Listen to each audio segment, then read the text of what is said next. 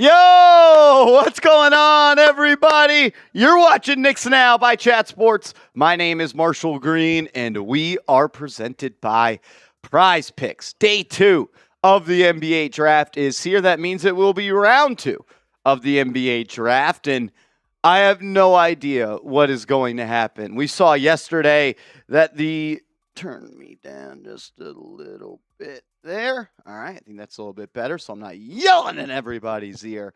What a day yesterday was for the New York Knicks. We talked about we could see them trading up. We talked about how we thought we could see them sticking and picking, and then they end up actually trading out of the 2026 first round, and they pick up 5 extra second-round picks, and one of those 5 picks is actually in tonight's draft. So they will have the first pick of round 2, selection number 31. They own selection number 47 and selection number 55.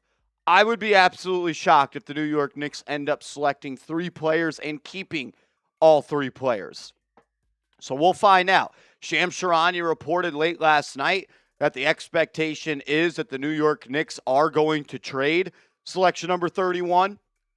There are reports that came out today that there is a bidding war to get to pick number 31 and acquire that from the New York Knicks. Hopefully they can get a lot of ammunition via draft capital going into the future for this pick. But Leon Rose, I trust in him. I believe that he has a vision, and I really do trust him to my core that he's going to make the right decisions. The New York Knicks are operating as a team right now that does not want to go above that second apron.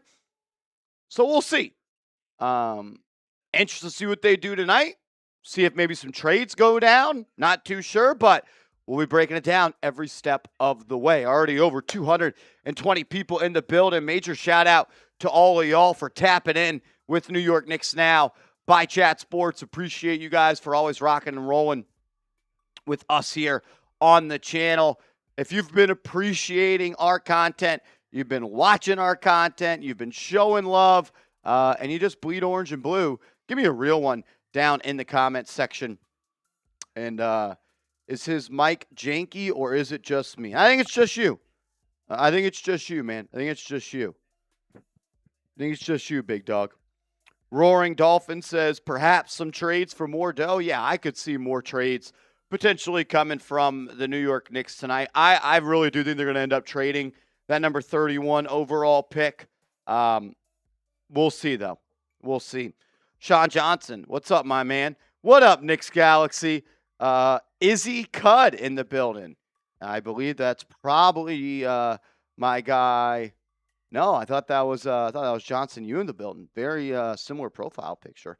What up, Brody? Shitmaster Kyle. CS2 Gaming Clips in the building. Boogs Way, what's happening? Truman, why not take Cameron Carr? Because the Knicks did not want to pay a player that they drafted in round 1. They are right up against that second apron. They do not want to spend more than the second apron. And by not having a player under contract that comes from round 1 of the NBA draft this year, that kind of makes it a little bit easier for them to maybe bring back a Mitchell Robinson. So they're playing a money game. It's money ball right now for the New York Knicks. I don't think it really mattered if any player really was there. Now, obviously, if one of the top players in the draft fell that far, it'd be a different story. But Cam Carr was the guy that some people thought could go in the lottery, and he was there, and the Knicks did not even take him. So I think that kind of just shows you that they didn't have any interest in picking any player last night. So we'll see. We'll see if they take one at 31 today. It's going to be interesting. Going to be interesting as it always is on draft day with our New York Knicks. Let's go. If you guys trust the vision of Leon Rose, like he said, he's cooked. He already has built one championship roster. He's trying to build another. So if you trust him to make the right moves, whether it's picking players, trading the picks, make sure you hit that thumbs up icon. Almost 300 people in the building, only at 55 likes. Those are rookie numbers. Let's get over 100 right now. If you trust Leon, you're happy the Knicks are champs. You want them to repeat and trust him to lead the Knicks there. Like the video. We appreciate it. It helps us out, and it's 100% free. internal Knicks optimist, my guy, says save money to run it back. Trust in Leon. Yeah, that's. I bet if you ask Leon Rose what he would want to do, it's to run this team back and find a way to do it by staying under that second apron, which is essentially like the luxury tax to the luxury tax to the luxury tax. There's the luxury tax, then there's the first apron, and then there's the second apron. And when you spend past that second apron, especially when you do it in multiple seasons in a row, it restricts the way that you are able to add outside players, which brings me to like the thought of it's not the worst thing in the world if the Knicks do go into the second apron this year, because what it does is it restricts your ability to add other players and you at all from keeping what you have. And the Knicks maybe would want to do that, but we heard James Dolan say that he does not want to write a check that would get this team into the second apron. We got a lot more to talk about. Do got to let you know, though, that our presenting sponsor of today's show is Prize Picks. Shout out to Prize Picks for being our presenting sponsor all day long. We appreciate them. They're the number one sports pick app right now. And if you download the app and create an account, use that promo code HMA, play your first $5 lineup, you're going to get $50 in lineups instantly. You don't even have to get that first $5 lineup correctly. How do you play Prize Picks?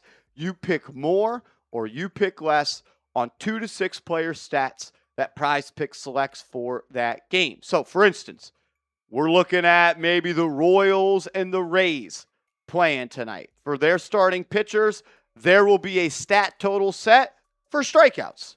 You could pick more or you could pick less. You do that for 2 to 6 players. It could be across multiple sports. It could be across multiple games. You submit the lineup.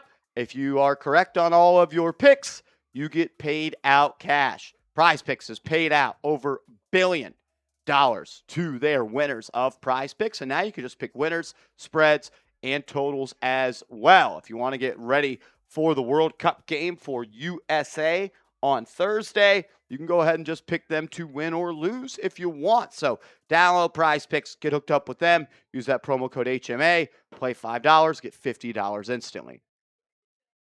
Yes, sir. Shout out to Prize Picks, like we said, for being the presenting sponsor of Chat Sports and Knicks Now. We appreciate them, and they help us keep our content 100% free for all of you. Shout out to y'all. Hit that thumbs up icon if you haven't yet. We got a 3-point goal. Seth Gross, bang! Seth Gross, how you doing, my friend? Happy Wednesday, Seth Gross. Mr. El Cid. This guy's a legend, man. Shout out to Seth Gross. Says, my guess, thank you, of course, as always. Says, my guess is that Leon will stand pat with the current picks, and trade all picks for cash and future picks. I think you're right. I don't think Leon is concerned about the current age of the team, and he'll ride this out and get younger next year. What do you think? Yeah, I've heard a couple of people have messaged me saying, Marsh, why didn't we take someone? Our team's a little bit older. It's like, I understand why some people may think that, but Jalen Brunson's not 30. Mikal Bridges isn't 30. OG Anunoby's not 30. Josh Hart might be turning 30 this year. Karl Anthony Towns isn't 30. Mohamed Diawara is not 30. Like, they don't have anyone in the rotation that's over 30. If they did, it was Clarkson, and Clarkson's now going to be a free agent. He's not really on the team right now.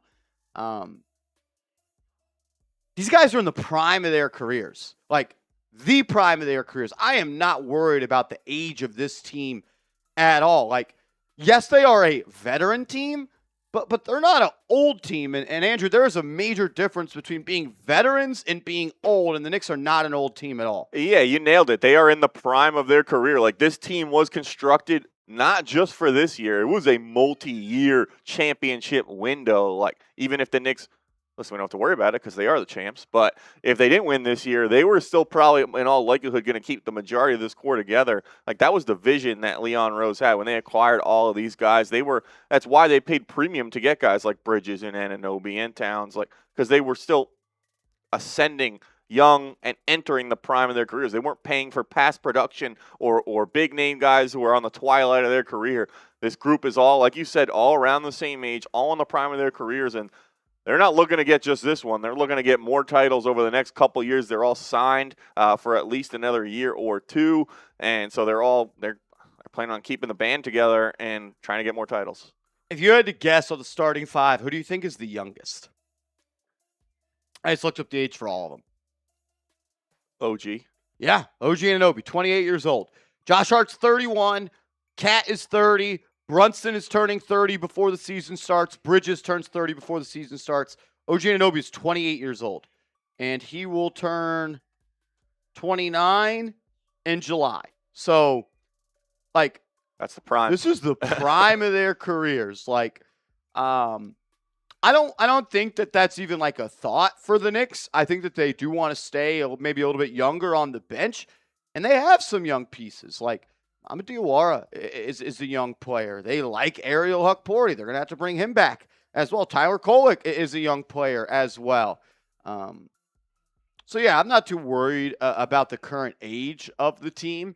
Like Boston Celtics 2 stars are older than the Knicks stars. Like I'm not worried about that. Really at all. Like Andrew said, the time to win is now. The time is to win was last year, which was the one year we just won. This upcoming year and the year after that. It was a 3 to 4 year window when this team was put together. And I think there can be, if this era ends, let's say in 2 years, and worst case scenario, they don't win another title, there's going to be another iteration of the Knicks built around Jalen Brunson. Like he's going to play till he's 33, 34, 35. Like, LeBron James is different, and he's the only one that's given Father Time a real boxing match. But who's to say that Towns and Hart and Bridges and Anunoby and Brunson can't play till they're 35, 36, 37, 38? Like, I think that's more than possible. They do the right thing. They take care of their body. Like which all of these guys are locked in. They're all serious about the game. They all want to win, and they want to continue to build their legacies, which are already stamped as champions with the New York Knicks. I think they're motivated. I think, like, obviously they're enjoying this, but I don't think they're going to look and say, okay, we're content. We don't have to do anything. We don't have to try anymore. I think these guys want to continue to try and win and build something special here in New York and become even more legendary than they already have been by winning an NBA championship with the New York Knicks. So, it's disappointing or it's frustrating or whatever you want to call the word is. Like, it's a little bit of a letdown when the Knicks don't pick players in the NBA draft. But, like you said it, they drafted Larry O'Brien. They also are still, like, think about all the young guys that you mentioned, like Hukporti, Kolek, Diawara, that weren't even really in the playoff rotation. Like, they are essentially drafting those guys into their rotation this year, they're gonna have bigger roles, they're gonna play bigger minutes, and they've already been on the team for a year or two. So the Knicks have been able to develop them, and they're on cheap contracts that they're able to use to fill out their bench. So just because they're not necessarily getting a rookie doesn't mean they're not adding a big piece to this team. If anything, it's more of a sure thing because they've been able to practice and get better with the team over the past couple of years, not having to be relied on to contribute right away. Yeah, I think that they know that. Like, this may not be true, but Leon Rose isn't going to be the head of basketball for the Knicks for the next 10 years. I think when Brunson's gone, he's probably gone too. And I know there's a saying, you want to go to a place and you want to leave it in a better spot than you found it. But I also think on the other side of that coin, Leon Rose views it as, I'm trying to squeeze all the juice out of this orange that we got right here and try to fill as many champagne glasses as we can to celebrate. Like, and that's how I want my team to be. I want my team to be in all-in mode right now, trying to win a championship. And I know there's a way to win now and balance things to win for the future, but shoot, man, if we win no more rings, and that means that after this era we have a run of 3 to 4 years where we're bad, sign me up. Like, yeah. I'm okay with that. Empty the clip. Don't leave any bullets left. Fire away, and let's go try to win another ring here. That would be my guess that they want to do. I feel pretty confident that Leon Rose will not retire as like the next 5, 10, 15, 20 years in this same job, and they know what it is. You got a guy, you got Jalen Brunson, build around him and and try to win as many chips as you can. Because when he's gone, it's going to be really hard to win another one. It's hard to find that guy. It took the next 50 years to find the guy that was going to win the championship. Not necessarily a franchise player, but they probably went 10 years without a franchise player, so it's not easy to just find one. As far as tonight, I could see them making the pick at 31. I could see them trading the pick for future stuff. I bet they end up picking one player tonight of the 3 guys that's on the team next year.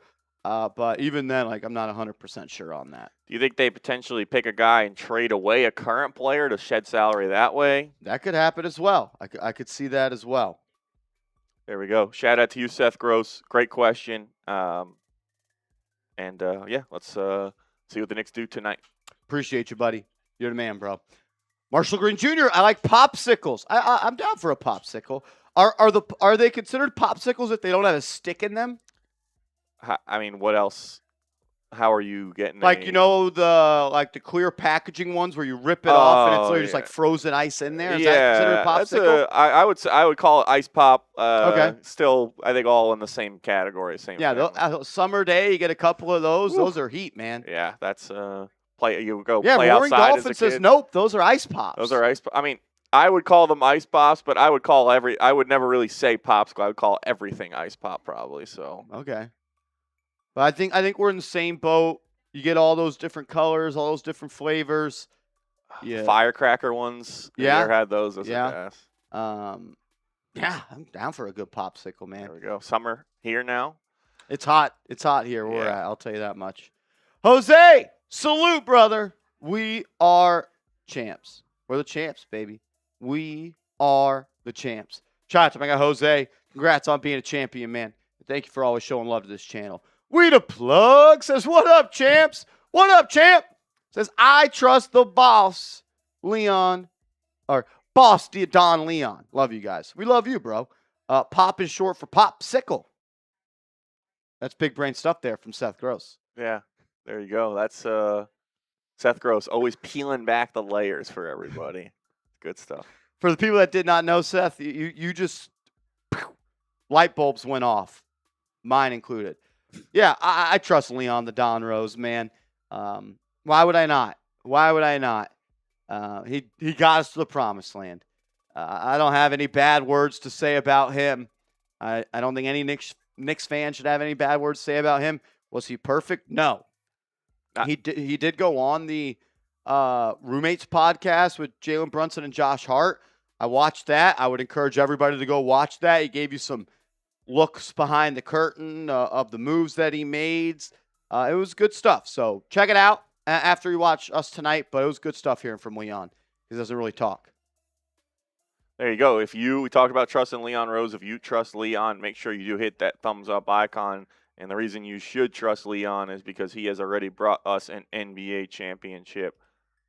And if you want to celebrate that championship, and this is a limited time offer we got going on until the end of the night tonight. Buy 3 items of our championship merch, chatsports.com/Knicks now. Any 3 of the championship items, and you will save $20. That includes the Jalen Brunson 1A shirt. Sup, Becky?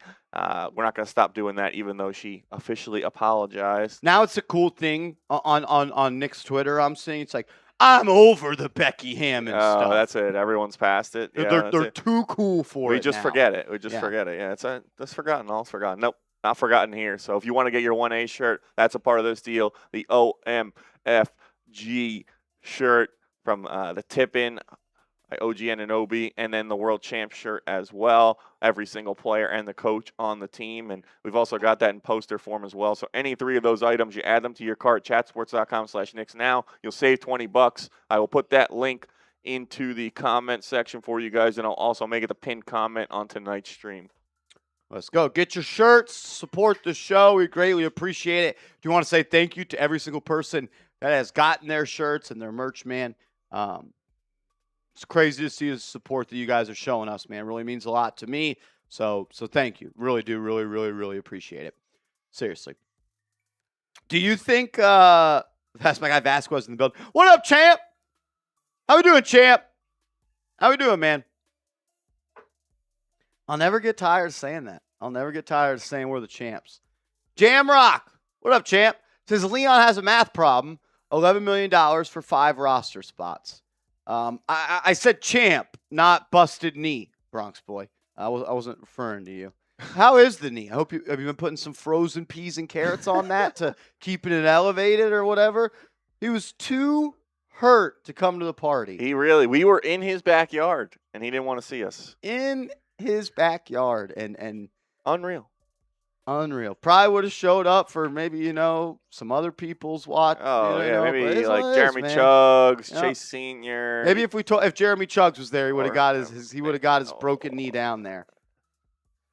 I'm just upset, man. It's like the hot girl online I met that I never got to see in person. I feel like I'm being catfished. Yeah, that's it.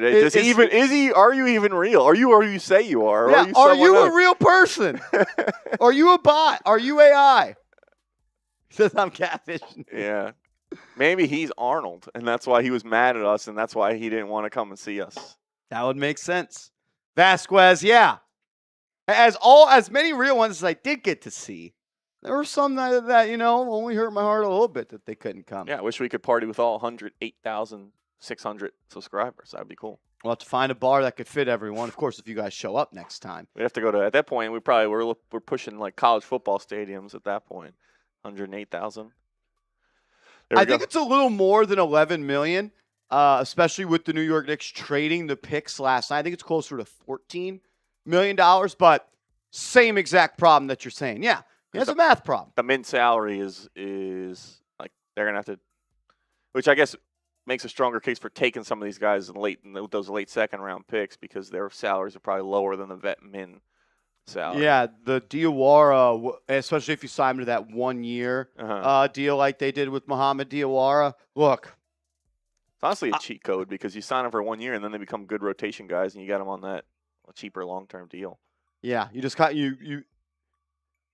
It's probably like a handshake, nudge under the table. Like, hey, we're going to do this, but we're also then going to give you a full 4 year guaranteed deal right after this next year. Mm-hmm. But you could run the risk of maybe that player wants to get more money elsewhere. So it's just a risk, but yeah. I'm sure they know what they're doing. I used to be all about, the Knicks have this much to spend. They can't spend this much. They can't go here. It's like, it's all fugazi. It's like I don't really I don't have the heart to worry about that anymore. And it's not because we have a Larry. It's because they're better at it than I was. And I truly believe there was a time where, this channel was ahead of what the Knicks were doing. But now I just kind of kick my feet back and I'm like, let them cook. Let them cook, man. I trust them. They know what they're doing. They've earned that trust. And I'm not going to freak out over $11 million for 5 roster spots.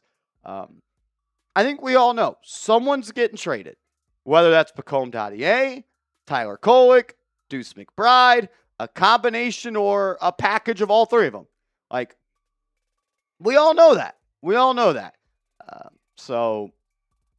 And you know what?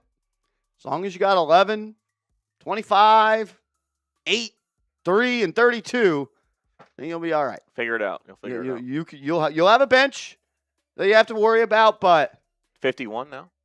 You got 51. We got a 6-man rotation right there. There you go. 6-man rotation right there. So I saw my guy Jamrock says with the Diawara brings it down to 11. So that makes sense. I saw the 14 probably without Diawara. So, yeah, same thing. 14, 11, 5 roster spots. The Knicks truly want to stay under that second apron. And they want to bring back either Mitch or Shamet. Someone's getting traded for future picks. So that's where we're at.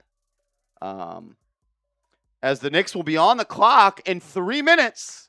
And all we've heard, right? Doesn't the draft start at 7? Pretty sure it does. But yeah. So yeah, they're gonna have to continue to maneuver and find ways to be creative, and I think they'll be all right. It literally goes to it at 7. It's ridiculous. They're showing so much love to their own coverage. Jamrock, I'm with you, man. They're going to figure it out, and I think they will. I think they'll be all right. I think we'll be all right, guys. I think we'll be all right. I trust our guys. I've said it for 4 years in a row. The best front office in sports, the most forward thinking front office in sports, and I truly do believe that. Saw my guy Johnson, you and the building. Shout out to him. Vasquez says, what's hanging out? What's up? It's good, Brody. Big Lou says Mitch is most likely gone. Yeah. I think at this point he probably Not is. looking likely.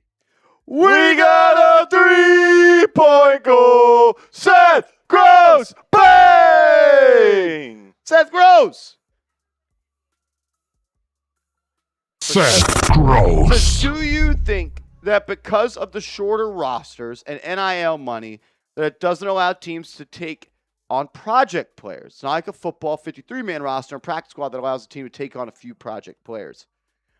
I think it is a part of the NIL as well. And especially for the Knicks right now, they're just not in the timeline of their build where they want to take on project players when they're trying to, like, for instance, someone last night, if they picked him at 24 overall, that would have costed the New York Knicks $3 million next year on their salary cap.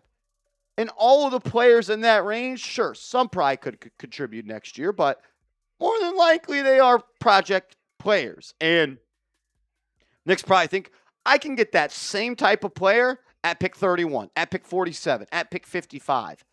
But I say all that to say, I do think it is part of the NIL, and Andrew made this point yesterday, like, if your agent, if you're Baba Miller or Toby Lawal. Toby Lawal was done, but He was what? I think he was Yeah, done I'm just with- saying anybody. That doesn't really matter. If your agent says, hey, you can go back and you can make similar or same amount of money as you're going to do in the NBA. Probably more if you're Yeah. a second-round pick. Like, they're going to do it.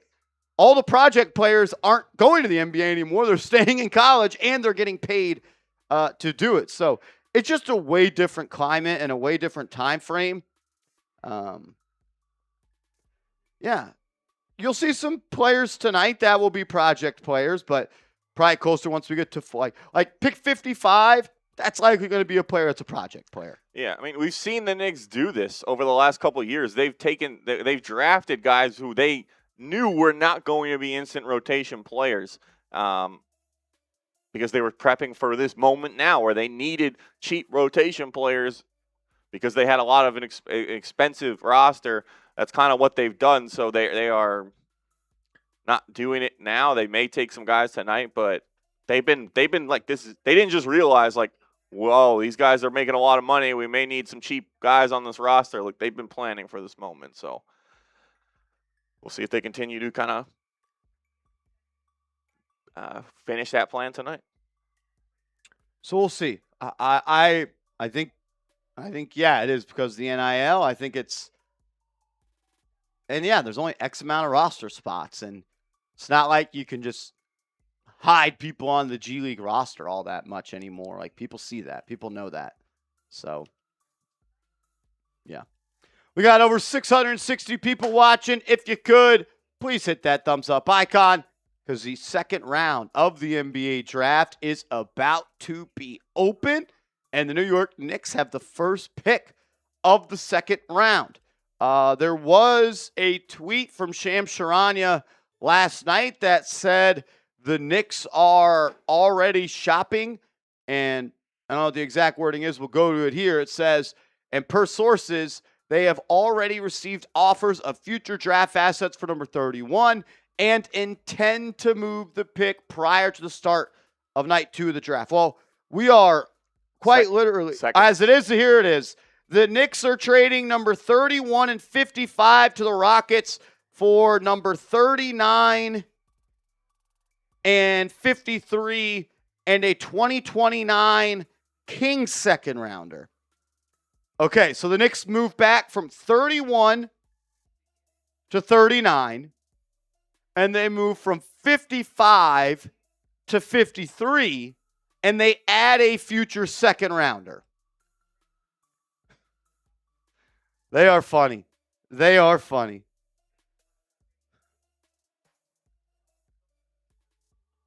So Knicks have traded 31. They are no longer on the clock. So essentially they move back 8 spots, then they move up 2 spots, and they add another future second round pick. So they have now added 5-ish future second-round picks. I think wait until 39 just because it's 8 picks away and cool.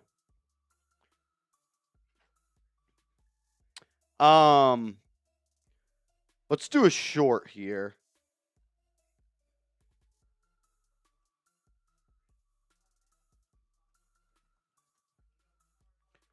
All right, so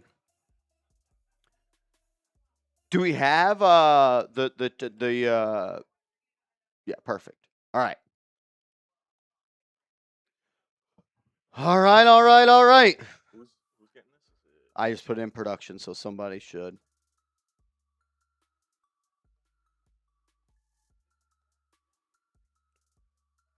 So, in totality,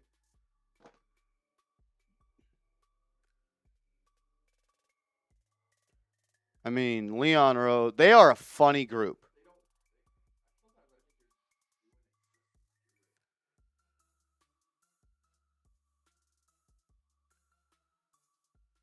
All right. With round 2 of the NBA draft set to kick off, the New York Knicks had the first pick of the second round, but not any longer. Trader Leon Rose is back at it. The New York Knicks have traded pick number 31 and 55 to the Houston Rockets. In return, they add pick number 39 and number 53, and they add a 2029 second-round pick that will come from the Sacramento Kings. So they move back 8 spots at the top of the round. They jump up 2 spots at the back end of the second round, and they add a future second-round pick. I don't think this will be the last time we talk about Leon Rose, wheeling and dealing, so subscribe so you don't miss a thing.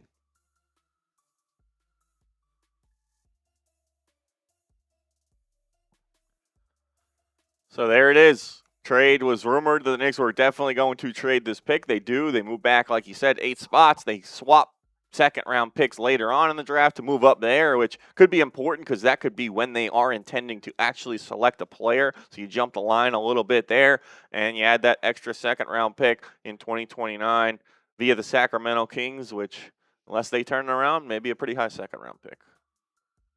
Which they'll definitely use, right? 100%. That's what I said about the Washington. That's a good asset. They'll use that one. Yeah. Well, they didn't. No, they didn't. If someone ever tried to make like a flow chart of all the Knicks trades, I would be. I'd throw up looking at it.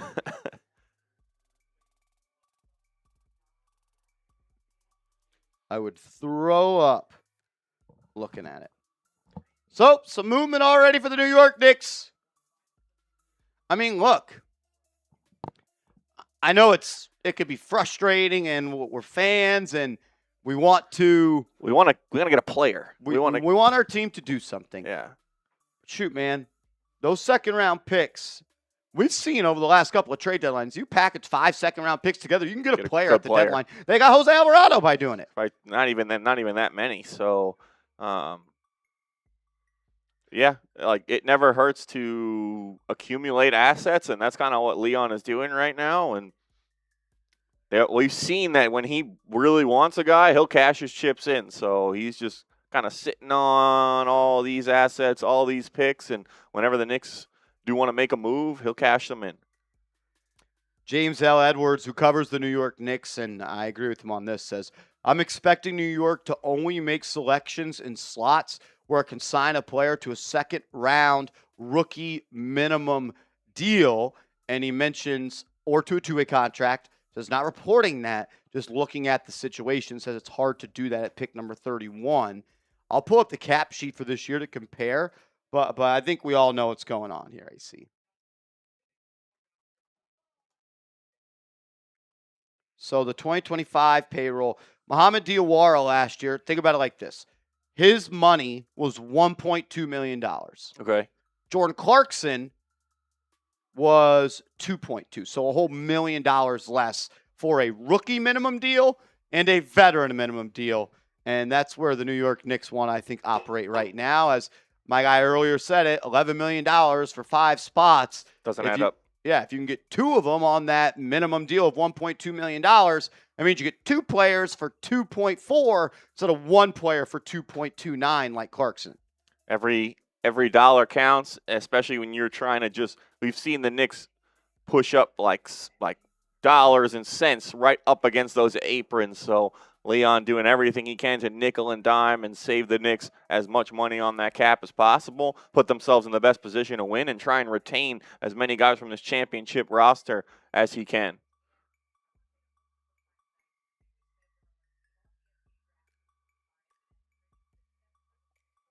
So we'll see what the Rockets decide to do. They obviously target someone. They make a deal with the Knicks here, and they will be on the clock at 31 overall.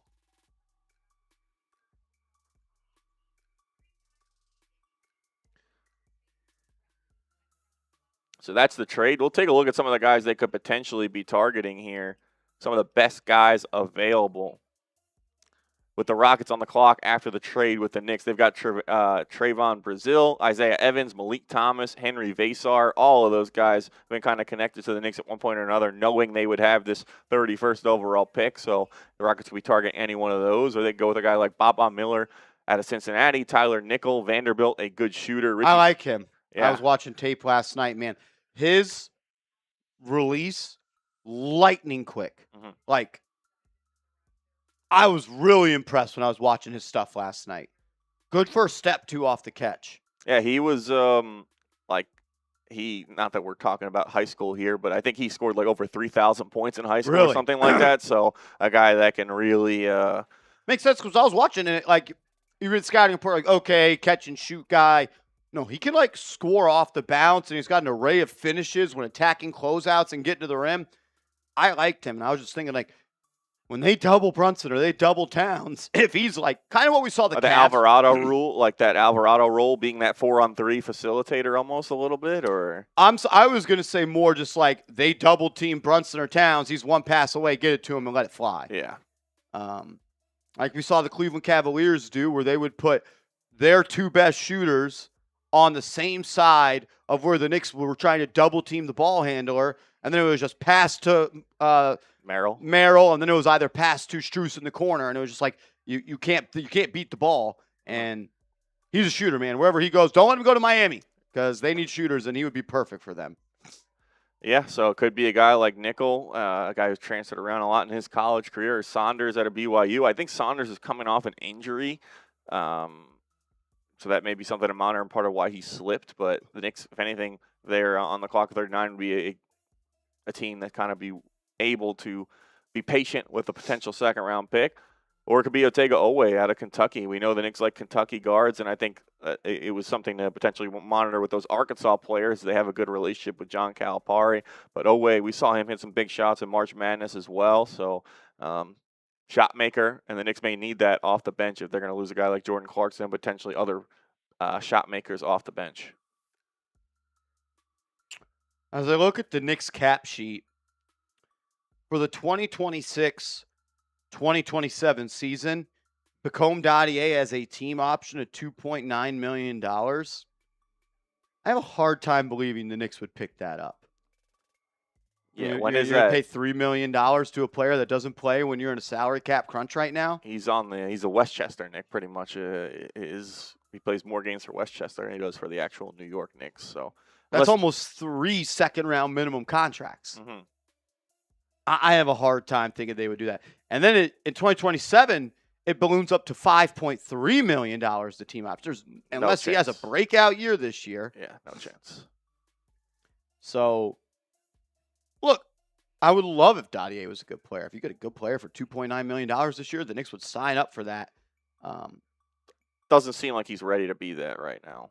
Look, I didn't like the pick when they made it. I didn't grind hours of tape of Koa Peat, but I think they got him to take an under-slot deal at that selection, which was maybe part of the reason why they did it.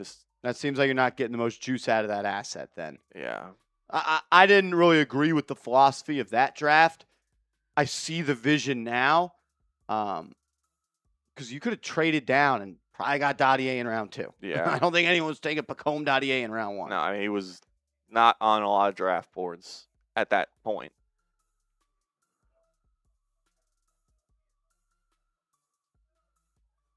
So,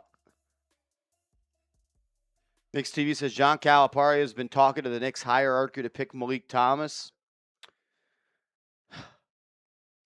Yeah, I was watching some Meleek Thomas last night. Is he the same player that has a lot of trash talking in him? That I don't know. He could shoot it. He could shoot it. Interesting player. Does he have the mental makeup of a Knick? I don't know. That'd be a concern for me. Yeah, you don't want to. The Knicks have such a good culture. The Knicks have such a good culture that you don't want to mess that up. Like you got to be careful who you're bringing into the locker room, but at the same time, like on the flip side, if they believe he has some talent, like I think they believe in the guys they have in that room to potentially nurture and like help a guy mature as he goes to the league and help get the most out of him. Like I don't think the Knicks locker room is really going to allow anyone to come in there and not have professionalism and not be committed to the goal of winning another title. I don't think the locker room would allow that, and I think like you said, that they have that good relationship with Calipari back from when he was at Kentucky and with Worldwide West. You saw the Knicks consistently go back to that well of picking players or signing players from the University of Kentucky that played under John Calipari. So I expect that to kind of transfer over to Arkansas, and maybe they could take one of these two Arkansas Razorbacks right here, whether it's Brazile or be it Meleek Thomas. We'll see. We'll see what happens. But I sure do hate Mark Tatum. He's my least favorite, one of my least favorite people ever. Every year, a lottery, he would be smiling, cheesing, opening up an envelope that has the Knicks moving back 4 spots. Never had Mark Tatum deliver me good news in my entire life.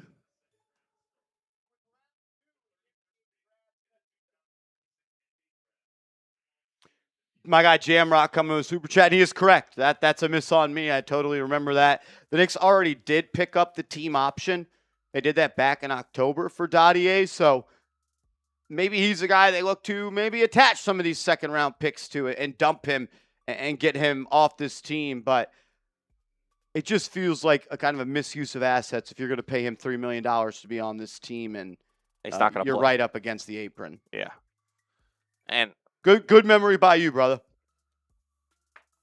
That's something that maybe there's a team that a team that is not a title contender that's willing to take on a guy like Koa Peat and trying to turn him into something useful and productive, or to continue to develop him. But the Knicks may not be their ultimate priority if they're trying to maximize their cap space up against the apron and that roster. So,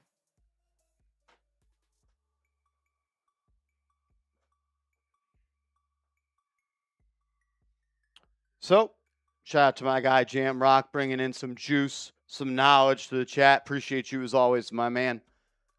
So right now, the New York Knicks own what? Pick 38 or pick 39, pick 47, and then pick 53? Yeah. 39, 47, and 53. So 3 picks in a 14-pick span in that middle part of the second round. See what they decide to do. Wow, what a group they got up there. So if you're just joining us, the Knicks had 31 overall. They traded to the Houston Rockets. They send back pick 55. They received 39 in this year's draft, 53 in this year's draft, and a future second-round pick in 2029.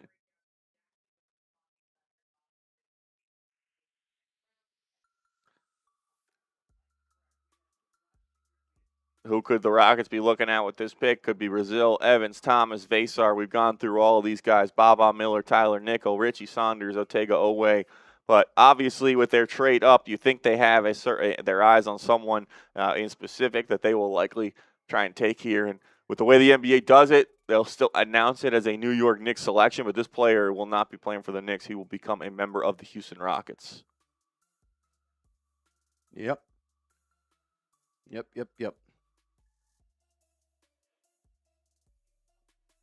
Yeah, it's going to be hard for the Knicks to sign. And I don't know if it's possible. It's probably not possible to get Mitch and Shamet back. And at this point, I am way more I am way more in the camp of I would rather have Mitchell Robinson than Landry Shamet. Yeah. And at one point, maybe I was like, it might be close, but it's not even close whatsoever. You can find a comparable player to Landry Shamet for the veteran minimum. You can't do that for Mitchell Robinson. There's no way to replace. I mean, they got Landry Shamet for the vet min, like before this season. Mitchell Robinson, like you said, just doesn't grow on trees around the NBA. Yeah, so I have a hard time thinking that that's going to happen. We'll see. Like, if you don't bring back Mitchell Robinson, what are you doing at center? Why was Karl Anthony Towns in the Eastern Conference Finals get some foul trouble in the first 2 minutes? Oh, wait, he did do that. Yeah, and the NBA Finals as well. What are you going to do? We're going to toss up Porty out there for 25 minutes? Go small with some guys. I mean, depends. You're really rolling the dice because it depends on what team you play. Part of why the Knicks were so good is because they had that line of flexibility. They could throw Mitch out there. They could go small. They could run the 5-out lineup with Towns. I think they'd like to maintain that, and I agree that if you pick one over the other, I would like and prefer Robinson as the Rockets select Bruce Thornton, guard at Ohio State, with that 31st overall pick. So he is the guy they trade up for, and he'll go to the Houston Rockets. As Jake Fisher is saying, we're expecting a ton of trade activity throughout tonight's second round. Among the movement, I'm being told the Lakers are working to trade up even higher in the second round after already acquiring the number 56 pick tonight. AC, tell the people about Bruce Thornton real quick. Yeah, sure. Guard out of Ohio State. A Billy Beebe guy. Billy Beebe, our Ohio State football report guy, also a basketball fan, speaks very highly of Thornton. He was there for a while and put in a lot of points. So shout out to Billy. I doubt he's tuning in because he is not a real one. But if you are an Ohio State fan, go follow him. But the breakdown on Thornton really is that he has a stocky frame, and he'll use it well to absorb the contact and create his looks. A guy that can really kind of physically get in there and try and finish within the lane.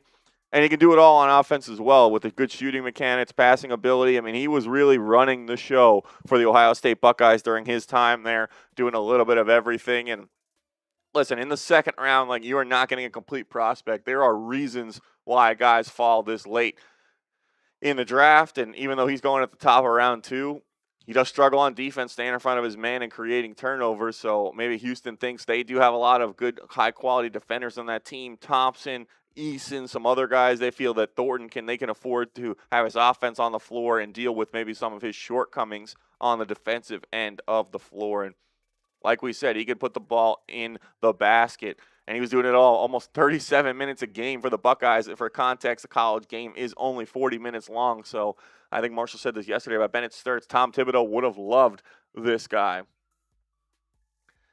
Did a little, like, it also had the assists and rebounds, 5 rebounds, 4 assists per game. So was really just kind of a high usage player for the Buckeyes. And the percentages didn't show that, though. 55% from the field, 40 from 3 for a guard. That is good stuff. That is a good efficiency on high volume for Thornton. The no ceilings NBA draft people say if you're looking for a guard with an NBA-ready frame who can provide value at both guard spots with serious scoring punch, Bruce Thornton is the guard for you. So Bruce Thornton is the pick for the Houston Rockets after they trade up with the New York Knicks. And he kicks off round 2 of the NBA draft as we take a look at some of how that end of that draft played out.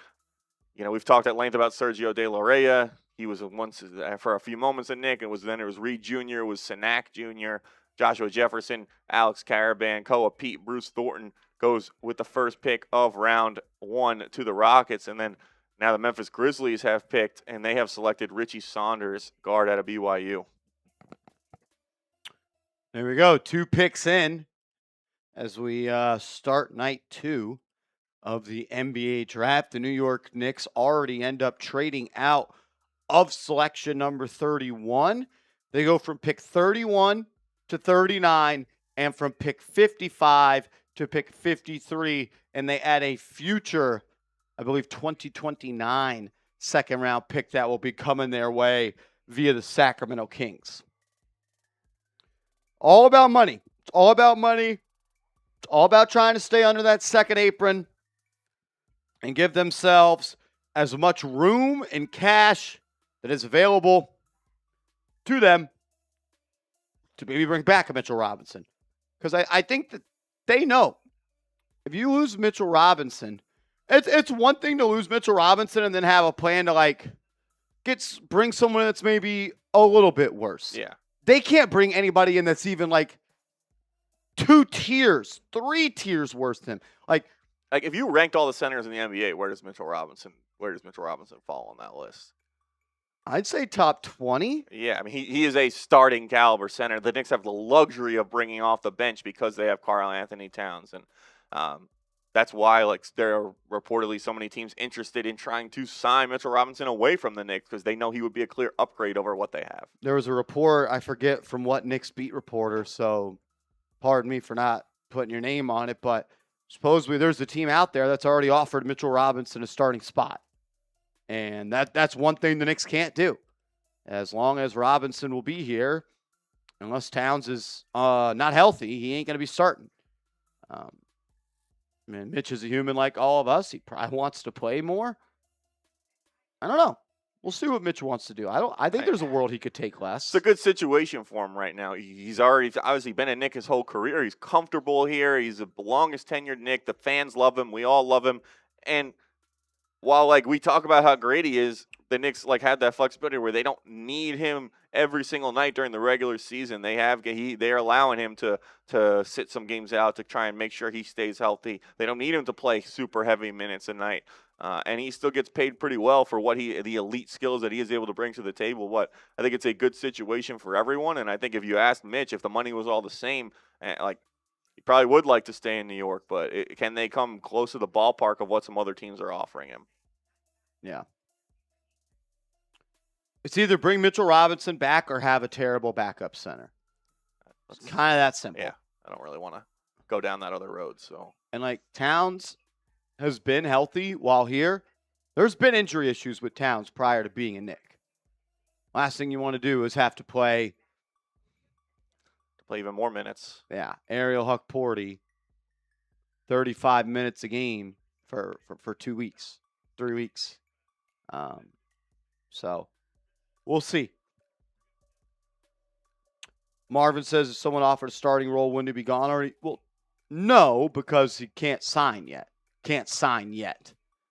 Players can start to sign contracts on June 29th. June 29th is kind of like that negotiating window. Yeah, is when the negotiating window opens up.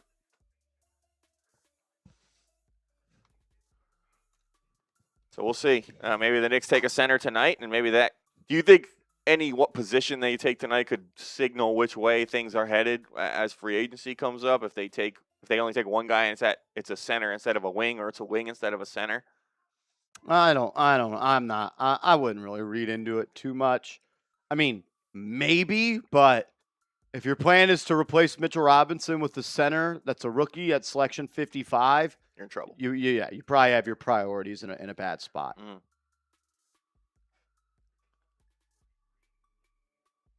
It's hot in here. Or is it just me? It's summer. It's getting it is. Get the AC going. We'll open it up the door. Get some air flowing here. All right. Number 33 is up. And Isaiah Evans. A lot of people tell me over the last couple of days, Marsh, we got to get Isaiah Evans. He is a player out of Duke. And I like Isaiah Evans as a player. He is lightning in a bottle. He could score. He could shoot it. He could fill it up. But he will be going to Minnesota and playing alongside Anthony Edwards. 15 points per game last year for Duke. Shot 36% from downtown. He's electric, man. He can score it off the bounce. He can play off the catch.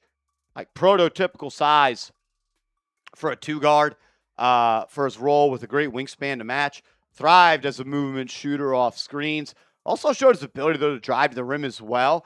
Kind of like, I'm not saying he is this guy, but like kind of some Jamal Crawford to his game, where he's kind of like slithers his way around the rim and into the core, into the paint, and can get to his spot. He's not nearly the ball handler or the creator he is, but kind of that long, slender frame where he just kind of moves so fluidly. But this guy gets him up 7.5 threes attempted last night per night for himself at Duke, and knocked him down at 36% clip.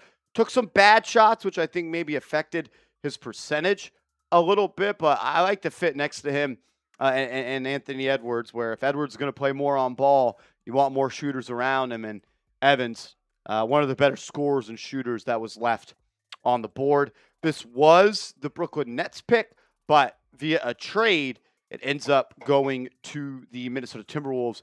This was the pick that was involved in the Julius Randle salary dump. There you go. So we will show that trade for you momentarily. But Isaiah Evans is a Minnesota Timberwolf. And there you go. They're kind of continuing to try and retool their roster around Anthony Edwards. They realize a sense of urgency. There's been some rumblings and things that Ant could be the potential next guy to potentially try and force his way out of where he is. So Minnesota realizes they got to do a lot of things quickly. They re-signed Sumu after that Randall trade, and now they had Evans, a talented guard in the backcourt, to try and build around Edwards. Yeah, I know Minnesota has IO. I know that. He's a spacer, man. Spaces out the floor. Going to open up driving lanes for his team. He's a good player. Good player. Good pick. Good value for him as well. I see this every time. Like, they salary dumped Julius Randle. They literally dumped him. They got him for, basically they traded him for Isaiah Evans. That's pretty much the trade. Rookie, second-round rookie. He got traded. Well, not even, though, because they had to. It's not like they just got the 33rd pick. They moved down from 28 to 33. That's true. So they didn't gain anything. They essentially traded Karl Anthony Towns to move 5 spots down in the draft. Right? That's what it is. Yep, and a injured DiVincenzo.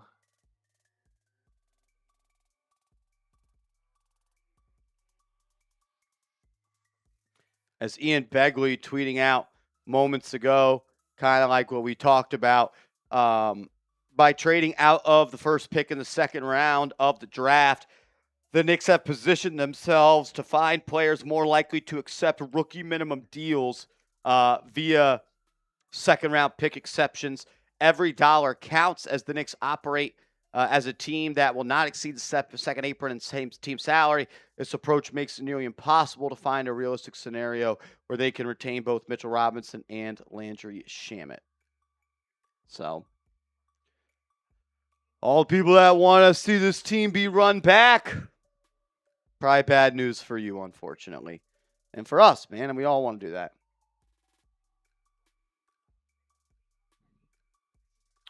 I don't know what the process is, Seth Gross, but I think it's probably they just apply to be in the draft, and that's really it. Probably just apply to be in the draft, and probably goes through some sort of review, and then I think that, like, the reason for less is because of the same reason why the second round is weak. The NIL, these guys are going to – they used to never go to college because they would just go straight to the pros, and now you're seeing an influx of international talent into the college ranks, and the less of them are going immediately into the draft. Yeah. There was some chatter about Meleek Thomas a moment ago. Well, he is officially off the board, and he is heading to the Eastern Conference.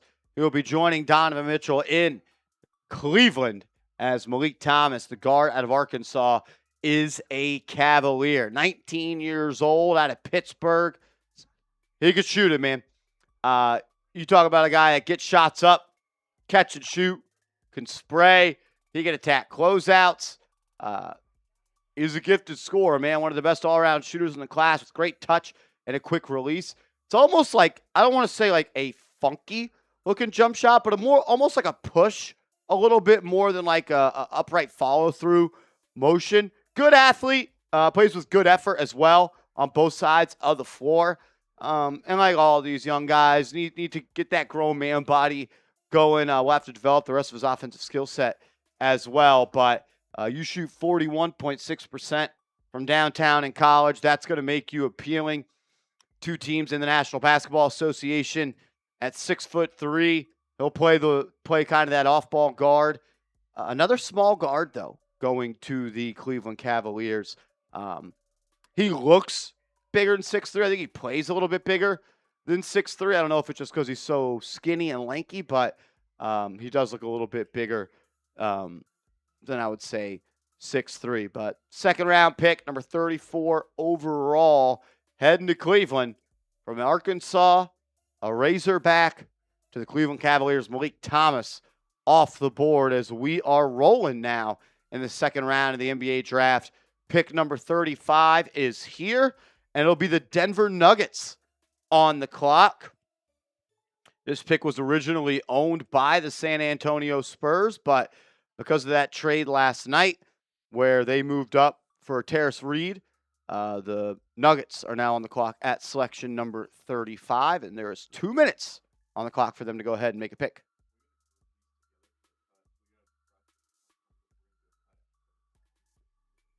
Yeah, I think if they make another trade at 39, probably just do a video. If they make a player, then yeah, we'll do a video on that as well. Mothman says, effing Leon Rose. What's wrong with Leon Rose? He got you the first championship you've ever seen. Rich says, Veesaar going to be gone. All the good picks are going. This sucks. Vernon, see what OKC Spurs just did in the draft. 7+ across the front line. Did you see what the Knicks did in the championship? It's pretty good. Did they beat the Spurs? They did. Wait, the Knicks beat the Spurs? Yeah, you know what place? Even though they're 7 foot across the front line? You know what this place the Spurs came in? Second. Maybe they should be doing what we're doing. Maybe. Right? You would think. I mean, we are the champs. We are. Every team has to try and figure out how they can beat the New York Knicks. Because no one was able to do it. I don't know. I look at this chat, and I see a chat that is resembling the 2007 New York Knicks that are no good, and they don't know what they're doing. You could be wet behind the ears. You could be old. You could be 56 years old. This first championship you've ever seen, my man. I think for anybody to fix their lips at this point and say anything except thank you to Leon Rose, I think you got to go look in the mirror. I am all for being critical. I am all for being pessimistic. We're NBA champs, man. I think they know what they're doing.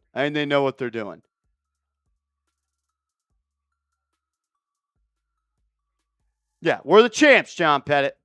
We're the champs.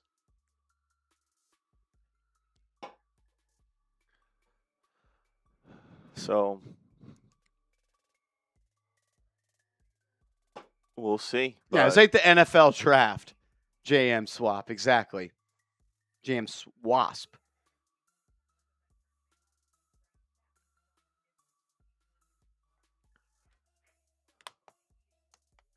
So Knicks are back on the clock at number 39. So a couple of selections away. I would assume they trade that pick as well. Yeah, I think they want to. If the guy, they probably know what guys they want to target based on whatever the contract situation is or what they think of the player. And if they feel that guy's going to be available at their next pick, they're going to try and get him at the cheapest salary possible. So, someone in the chat asking if Marshall Green is my real name or my stage name. I don't know. What do y'all think? I mean, it could all be a lie. I could be misled and led astray and run amok by this. As far as I know, guys, his name is actually Marshall Green, but maybe his government name's something different. Maybe my name's Leon Rose. That'd be chills. Soul Train Marshall, if you can't afford one player at $3.1 million, then you can't afford two players at 1.1. Yes, you can. Because 2.2 is less than 3.1. Are you trying to play a trick on me?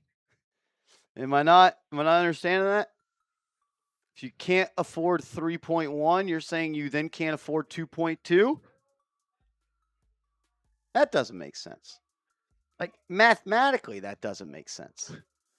That's like saying if you have $5, you can't afford $6, but you also can't afford $4. What am I missing here? Did you mistype? I don't know. Math's not our strong suit, but. Oh, wow. The Denver Nuggets select Trevon. Is it Brazile? I think it's Brazile. Yeah. I like him, man. Long, Lanky. athletic, talented player. Needs to be better on defense. I don't think he likes to defend. I don't know if he really wants to defend, but I like to see some Lamar Odom in his game at times where he could put the ball on the deck. He could pass a little bit. At Arkansas, he just kind of hung out in the corner, and it's like he would catch the ball, he'd either fire a corner three or he would get downhill and attack the rim. What were you going to say? I just have a flashback to you calling Mikal Bridges a corner boy at one point. He was? That's what made me – that's what I thought of. I mean, listen, like, in all seriousness, those guys, if you could knock down corner threes, you are a valuable NBA player, especially when you're 6'9 plus and the ability to potentially defend at a high level, or at least have the tools to defend at a high level, which it seems like Brazile has the potential to develop in. And that's okay if you're not able to create your own shots. Like, Denver has some shot creators. They have Murray. They have Jokic. Even Gordon has been able to fill it up at some points throughout his Nuggets tenure. So they're not looking for another shot creator. They're looking for guys who can complement all those other guys. And Brazile, they're hoping he can develop into that. They need to continue to flush out their rotation with cheap quality players. And guy who averaged 13-7, almost over 3 stocks a game. So potential to maybe develop into a quality defender on decent shooting numbers. They'll see if Brazile can play a big role for them as they try and kind of reclaim a spot in the Western Conference after they had a down year this year in terms of their playoff success. And we'll see what happens with the Denver Nuggets, but they select Trevon Brazile out of Arkansas. So this is how the last couple picks have shaken out. It started with Thornton and Saunders in round 2, and then it went to Evans, Thomas, and Brazile. So now the Clippers on the clock. The Thunder, then the Bulls at 38. And right now, the Knicks slated to pick at 39, right in front of the Boston Celtics. And speaking of the Clippers, they go with Baba Miller, the forward out of Cincinnati, with the 36th overall pick in the 2026 NBA Draft. You're a Baba guy. I might be a Baba guy. We'll see. 6'10 and a half. Wow. He is a big fella. 13 and 10, averaged a double-double for the Cincinnati Bearcats this past year. Hard not to like that. He's got an intriguing mix of positional size and playmaking, and he has high upside as an impactful defensive piece on defense with his length, active hands, and instincts. A little bit of a tough projection, though, shooting limitations, lack of strength, but if you can get a guy who can, like we just talked about Mitchell Robinson and how valuable he is, and I'm not saying that Baba Miller is going to turn to Mitchell Robinson, but if you pick a big, lanky, athletic wing who can kind of fill it up and play, play make from the center position, that is extremely valuable. I mean, he has got a big wingspan, 7'1 plus wingspan, a 9'3 standing reach, and still gets up to about 34 inches on that vertical at that size. And like, you look at those shooting numbers, there may be something there. He's not maybe a polished shooter right now, but if they can go ahead and get Baba Miller to develop in Los Angeles. Baba Miller. Alongside Darius Garland, Keaton Wagler. They may be kind of turning the page in that next era for the Los Angeles Clippers.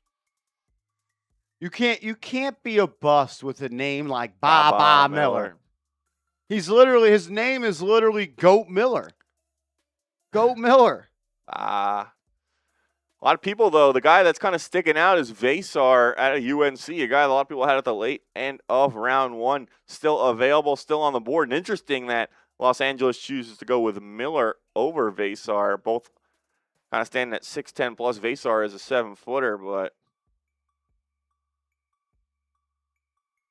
people are saying don't let Oklahoma City get Veesaar. That would be a crazy front line with Mara, Holmgren. Right now, 7 foot Hartenstein. across the board. Yeah, that's What what are the Knicks that's what the Knicks doing? need. Just throw out 5 7-footers. I mean, come on, guys. If we're not doing what the Spurs and Thunder are doing, we're doing it wrong. That's it. No, we got to chase. No, that's not how it works. We don't have to chase them. We are the champs. They have to chase us. I understand that none of us have been champions before and we don't know how to act, but the last thing we need to do is do what everyone else is doing because we beat everybody else. That's it. So let's just stay in our lane. Let's keep passing these frauds, these losers, these jabronis, and let's keep stacking chips. The Knicks are the standard right now. They are the standard. And maybe let's not cry about pick number 39 and 7-footers across the board. Yeah. We're not getting enough dunks.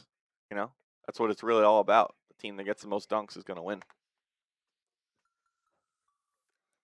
I think they have a slight idea of what they're doing. They might. Like maybe they don't know entirely what they're doing, but maybe they like slightly know what they're doing. A little bit. As the Lakers are attempting to trade up to number 37, they reportedly want Henri Veesaar. My guy Tuto Missouri in the building. What's up, big dog?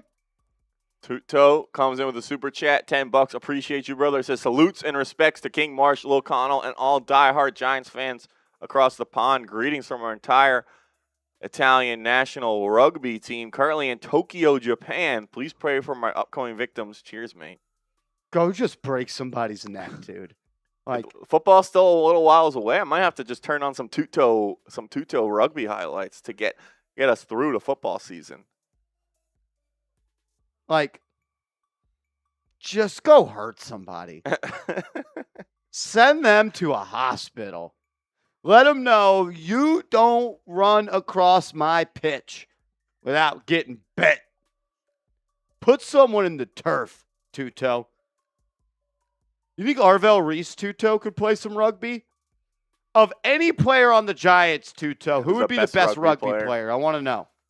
I want to know. It probably means they're the biggest dog on the team. I don't know, Marsh, but I think Knicks could have had more difficult time beating the Thunder.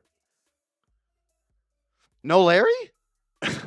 No Larry for the Thunder? Not this year. Wait. Who cares? We, say it with me. We are the champions. We are the champions. Not them. We took their Larry. No. We don't care what the third place, tied for third place Oklahoma City Thunder are doing. No, but they must be really good. You know what they're saying in their team meetings this offseason? We got to build a team that could beat the Knicks. Yeah, no, but like they had to be good because Wemby cried when he beat them, so they must be good. Like, come on. Now's the time to let your shit hang. We're the champs. Stop acting like betas. We're the alphas. Enough, like, crying about it. I'm all for being pessimistic. We're the champs. We're the people at the top of the food chain. Like, you think a lion in the jungle is looking like, I don't know, that deer over there, he's putting together a pretty good plan to kill us. He looks fast. He looks fast. We got to get faster this offseason. Like, what? We're the motherfucking champs. Here we go. Like, holy shit. Top of the food chain. Are we now upset that we're the best team in the NBA? We don't know how to act. Never been here before.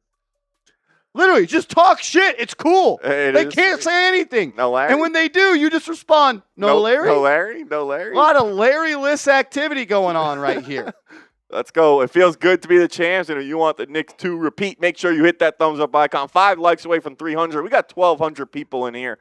That is an awful percentage. If we drafted a guy that only hit 3 out of 12 shots, that would be brutal. So help us get our percentage up.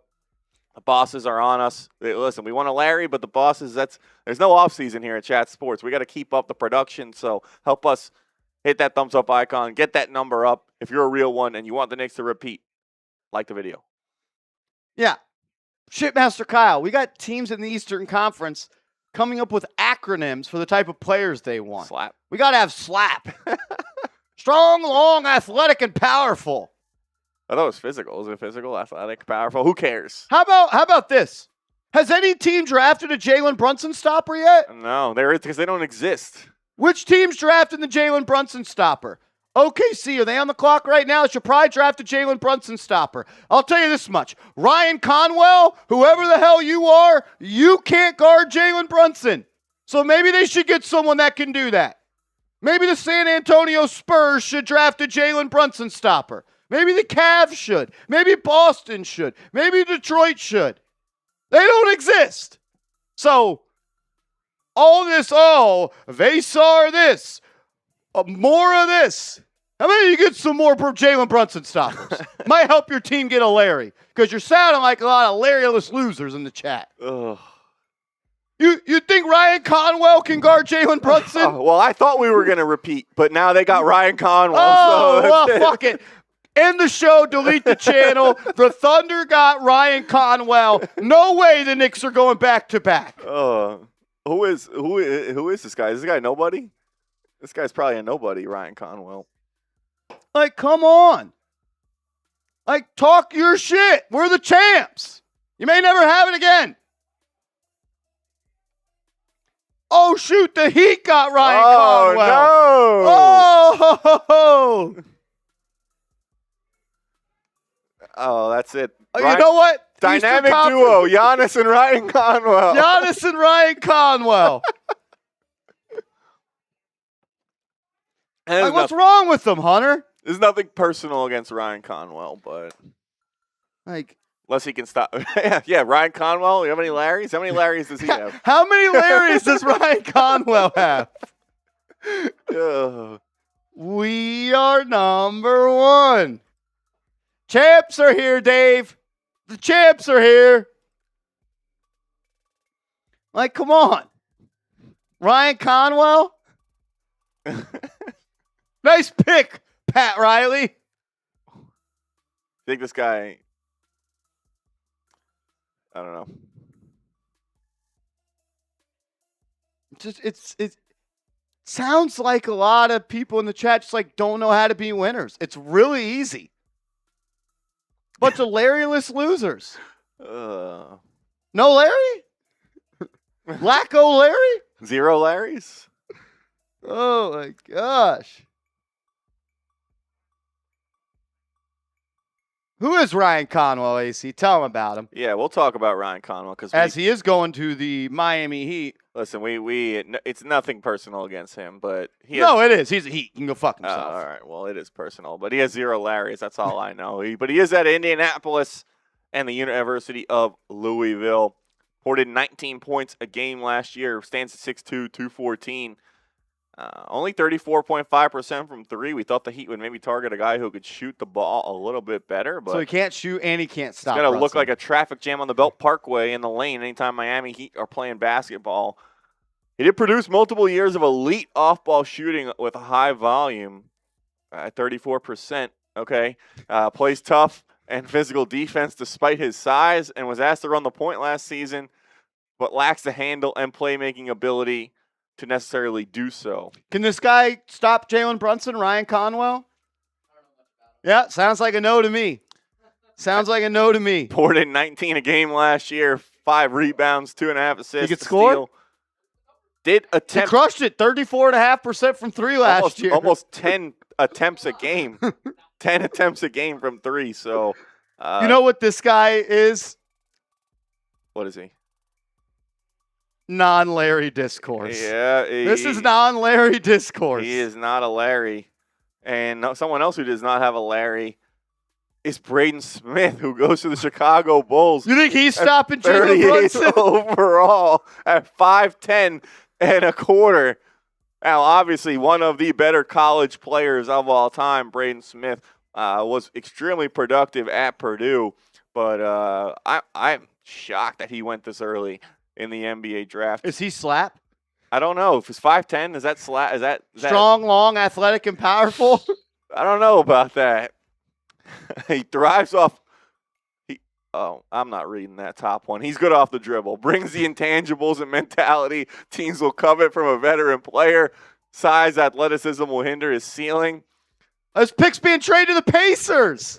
So the Knicks. Braden Smith is a Pacer, and you know what he is? Not a Jalen Brunson stopper. Yep, he is not a Jalen Brunson stopper. Speaking of the Pacers, they have a Larry ability issue. in Indiana. A Larry ability issue. Yeah, listen. They're experiencing a Larry famine. They no Larrys for them. So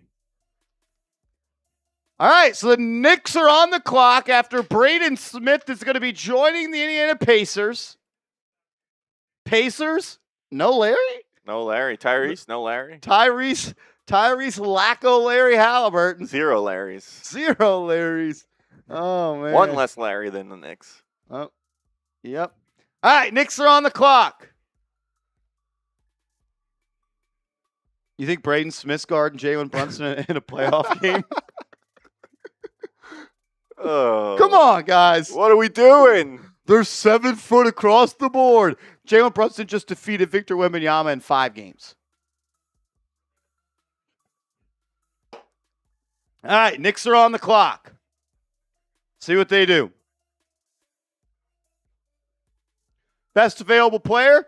Look, if Henri Veesaar is down to take that rookie scale minimum deal, Yeah, pull the trigger. exactly. I would love Tyler Nickel. This dude can Shoot the ball. shoot the piss out of the basketball. We'll You see. shoot the piss out of the ball. I wouldn't. Oweh would not be a terrible pick either. He has got the ability to. I don't know much about him. He can handle the rock. He can shoot a little bit. Is a lead guard type of guy and hit some big shots in the NCAA tournament for Kentucky. So he's got a little bit of that clutch gene in him. We'll see. It might be Brett Alper's wet dream for him to end up as a Knick, but we'll see if that happens. Do you know anything about Jacoby Gillespie? Gillespie, not much about him. No, he doesn't have any Larrys, but if he joins the Knicks, then he'll probably have a better chance to get one than he did joining any other team. Who are the next 5? The next couple guys available: Quadir Copeland at NC State. I believe he was a McNeese State transfer when they went on that big run and followed Will Wade over there. Seth Trimble out of North Carolina hit some big I think the big 3 against Duke this year to get the Tar Heels the win. And we got the guard out of Tennessee State, Aaron, with Nkrumah and Jaden Bradley out of Arizona. Those are the top 8 guys available. So if the Knicks like one of these guys, they feel like they may be able to get them at their next selection. Do they try and trade back again? It's impossible to know who exactly they're targeting right now. Could be Dillon Mitchell out of St. John's, Manuel Sharp out of Houston. Not always the best in the biggest moments, but still a pretty solid college player. Nick Martinelli, out of Northwestern, and Taman Lipsey, Iowa State. Give me Nickel or Veesaar. Yeah, Veesaar, I think if they moved all the way back here and got Veesaar, a guy they were mocked to take at their original first-round pick, that would be some pretty good wheeling and dealing by Leon Rose. Nickel can't defend like Landry Shamet can, but he could shoot it. He could shoot it, man. I don't know much about Gillespie or Oweh. But Knicks are on the clock. See what they do. I would not be shocked if they trade this pick. Yeah, I think it's more likely that they do. I'm expecting that they trade. I'm not expecting to pick a player. And I bet we'll find out about the trade after the guy's announced. picked. Yep. Maybe like 20 minutes after, once we've told you about whoever the Knicks pick. Who do you guys want the Knicks to pick? Sound off in the comments section. Let us know. Or what do you think they should do with this selection?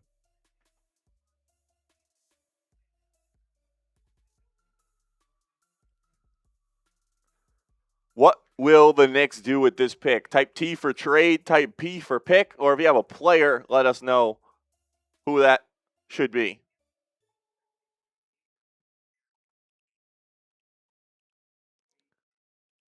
As Luis came in with $10 super chat, said, guys, Giannis demanded the Heat draft Ryan Conwell. Giannis now director of talent acquisition, to be able to afford his contract. We'll see.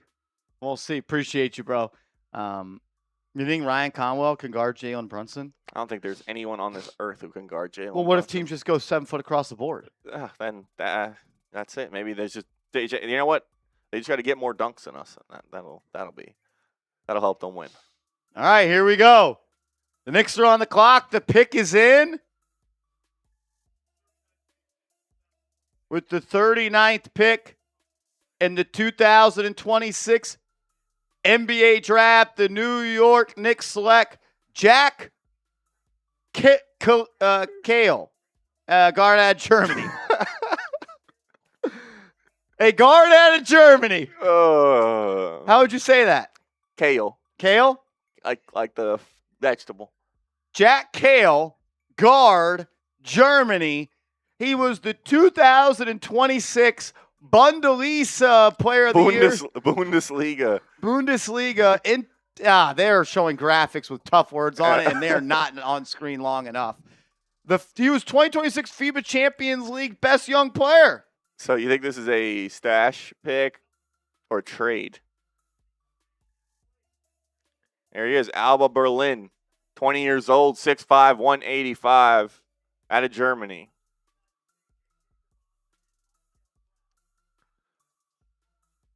According to our scouting report, he's got a great blend of size and speed with a fluid handle and great footwork. He's physical getting to the basket and shown he can create for himself and make the shot. He's not as productive creating shots for others, so maybe more of a complementary player. But still a work in progress. Meleek Andrews called it a great pick. Yeah, you think I'm sure she's Meleek watched all the Andrews Kale film. Has grinded the Jack Kale pick film.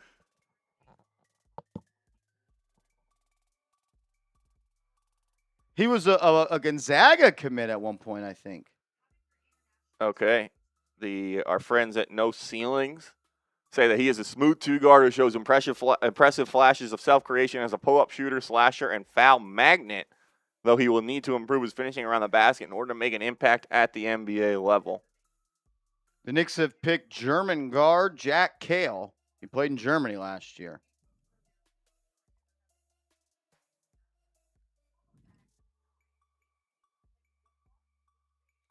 So we'll see if they end up keeping this pick.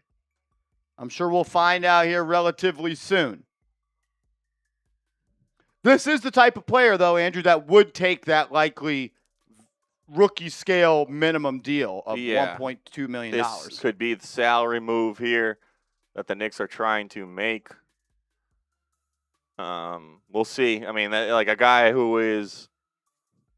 You always, now with the second round of the NBA draft, you see all this posturing of guys trying to almost pick the landing spot and not really care about the pick number, but which team they end up with and what the plan is contract-wise. So, Doughboy says, I can't ever eat kale again now. So we'll see. Well, I think we kind of waited out. Yeah. Want to just go do like a quick short and then just have like his scouting report up.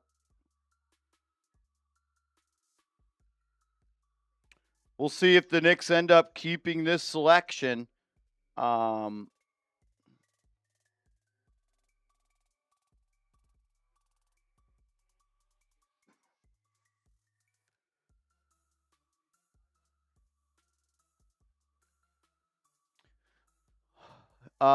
Nick Roloff has him, our NBA lead draft analyst, has him as a UDFA grade, but compared him to Austin Rivers.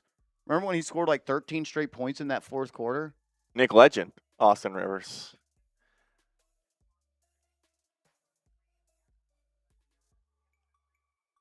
Kyle? Is it Kale? Kyle. Kyle. I don't know. I'm gonna see if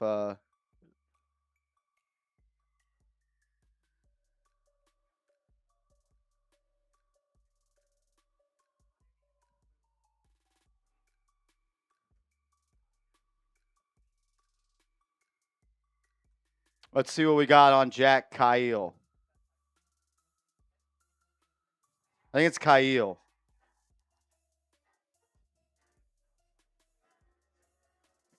No word yet of the Knicks trading this pick, but Jack Kyle. There we go. Not Kale. Kyle. As Henri Veesaar has fallen out of the top 40. Yeah, as the Dillon Mitchell went 40th overall. So who's he? He is out of St. John's. goes to the Boston Celtics. All right. Let's do it. All right. With the 39th pick in the 2026 NBA Draft, the New York Knicks pick, for now, Jack Kyle, the guard out of Berlin. This is a guy that is still just 20 years old, an extremely raw prospect, but he's got a great blend of size and speed with a fluid handle and great footwork, physical getting to the basket, and has shown he can create for himself and make some buckets. Not as productive as creating shots for others. Look, we know what the Knicks are doing in this NBA draft. At the time of recording this video, he's on the Knicks. But if he gets traded, we'll get you another video. So subscribe, turn those notifications on. And Jack Kyle, you are a New York Knick for now.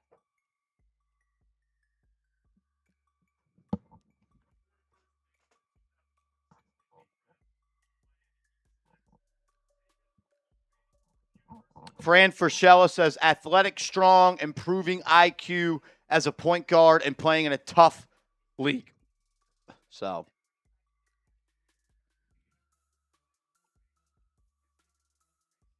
what's the league called? The The Bundesliga. The Bundesliga. Best young player of the year, while leading Alba Berlin to the league title. There we go. Doughboy Fresh Music, what's up, bro? Says he's a really good shooter. Shot 38% from the floor this past year. Looks like he has a decent wingspan, high release point on his jumper. One of the notes says, I buy the shot and needs to create a stronger base, but believe he could be an above-average shooter in the NBA. Good connecting passer, light frame, really struggles to finish around the rim, only 50% on layups. Doesn't have a ton of experience operating the pick and roll, but could get more reps there. So. All right, so Jack Kyle, pick at 39 for the Knicks.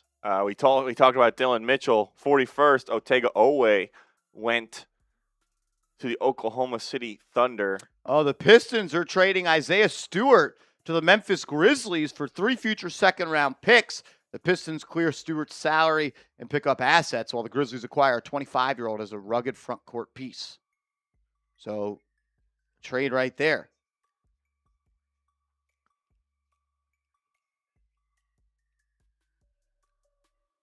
I wonder if the Knicks are keeping this pick. Yeah, we haven't heard anything yet about a potential trade. Stay locked in and stay tuned in, because if we do, this will be the first place you will hear about a New York Knicks trade of Jack Kyle. But for now, he's a member of the New York Knicks.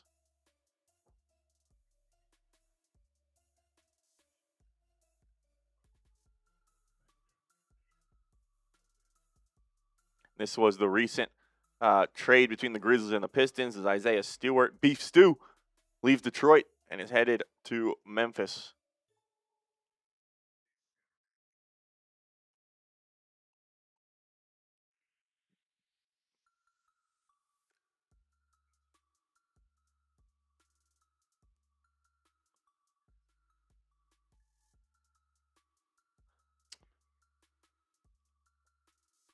We'll see. We'll see. What a graphic. All right, let's do a cut on it. Is there a comparison? Here at Chat Sports, our NBA draft expert said Austin Rivers. Austin Rivers is his NBA comp. I don't lie to you, I don't know much about him. I could see it being a draft and stash in Europe. I could see it being a guy that signs that rookie minimum deal as well.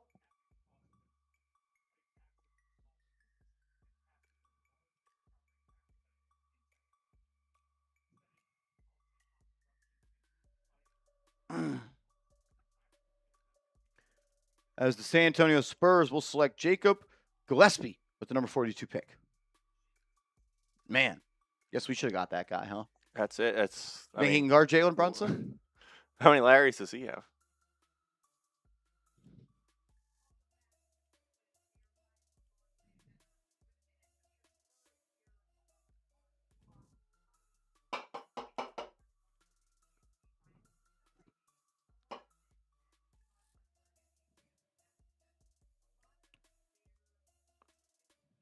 All right.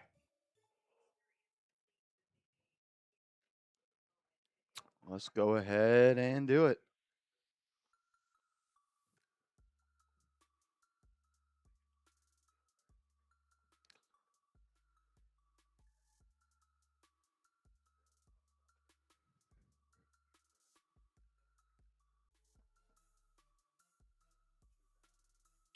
All right, all right.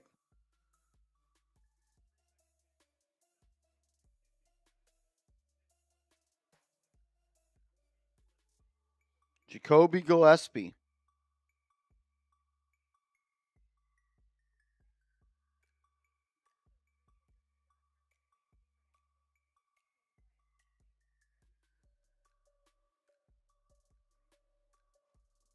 Jack Kyle.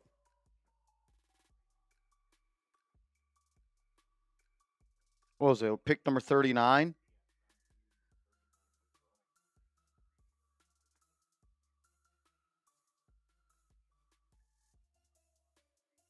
All right, let's do it. Hopefully, if they make the trade, it's not until, hopefully it's never at this point.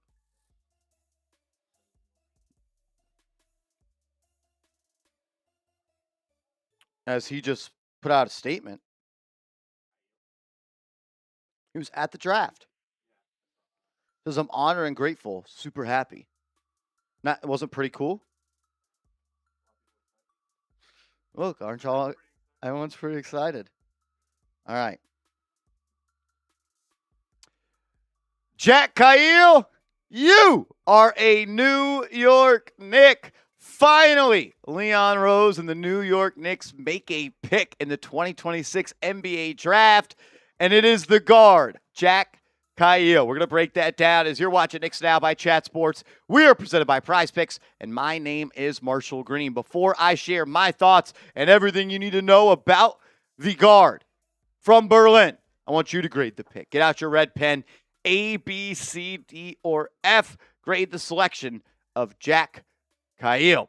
All right, let's start with this. 6'5", 185 pounds, 20 years old. How did the New York Knicks get to pick 39? Well, they started the NBA draft, at least round 2 of the NBA draft, with selection number 31. And like we talked about on last night's stream, and it was very heavily reported, the New York Knicks were looking to trade out of the number 31 overall pick, and they end up coming to an agreement with the Houston Rockets. So the Knicks go from pick 31 to 39, and they go from pick 55 to pick 53, and they also add a 2029 second-round pick that comes from the Sacramento Kings. Why are the New York Knicks doing this? Because they are trying to stay under the second apron. And from everything we are hearing and what is being reported, the Knicks want to pick players in the second round that are willing to go ahead and sign a deal very similar to Mohamed Diawara did after the draft last year, that is the minimum rookie contract.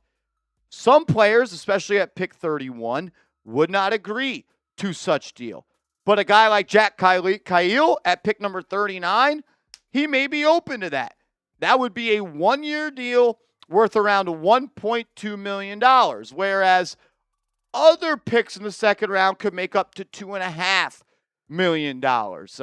This could be a draft and stash player. This could be a guy that is on a two-way contract for the New York Knicks this year, or he could just be in the G League. But the New York Knicks continue to maneuver up and down the draft board as they are trying their best to spend as little as possible on any rookies in this class. Let's talk a little bit about the player that is Jack Kyle. Great blend of size and speed with a fluid handle and great footwork. Physical, get into the basket, and has shown he can create for himself and make the shot. Where he needs to improve is just overall being a point guard. At times, he did not show the most juice as a table setter and creating shots for others. No ceilings, and their NBA draft guide wrote this around about Jack Kyle, saying Kyle is a smooth two guard who shows impressive flashes of self-creation as a pull-up shooter, slasher, and foul magnet, though he will need to improve his finishing around the basket in order to make an impact at the NBA level. Some notes that we have on him in our Chat Sports draft guide is looks no reported wingspan for him, but looks like he has a decent wingspan to height ratio. He's got a high release point on his jumper. We believe in the shot. Needs to create a stronger base, but we do believe that he could be an average, above average shooter in the NBA. He was 51.42 shooting percentage on catch and shoot jumpers. 62% of his jumpers were off the dribble, where he shot only 32%. Does look good sometimes as a good connecting passer. He has a light frame, younger guy, only 185 pounds as he stands 6'5". Needs to add some muscle, needs to grow in to that grown man body. Really struggled, though, to finish around the rim last year. Only converted his layups at a 50% clip, and he was 47.4% at the rim on non-dunks, which is like the 16th percentile in this draft class. So he definitely needs to improve in that department. Doesn't have a ton of experience operating in the pick and roll, so some more reps there could definitely help him. This guy needs to continue to develop. Like, there's no secret about that. This is a very raw player that has some upside. Fran Fraschilla says athletic, strong, improving IQ as a point guard, and he ended up playing in a tough league where he was actually named the best young player in that league. What was the league called, producer Andrew Connell? The Bundesliga. There we go. The Bundesliga. So one of the he was named the best young player in that league. We'll talk more about him and what the New York Knicks could maybe do with their 2 remaining picks coming up.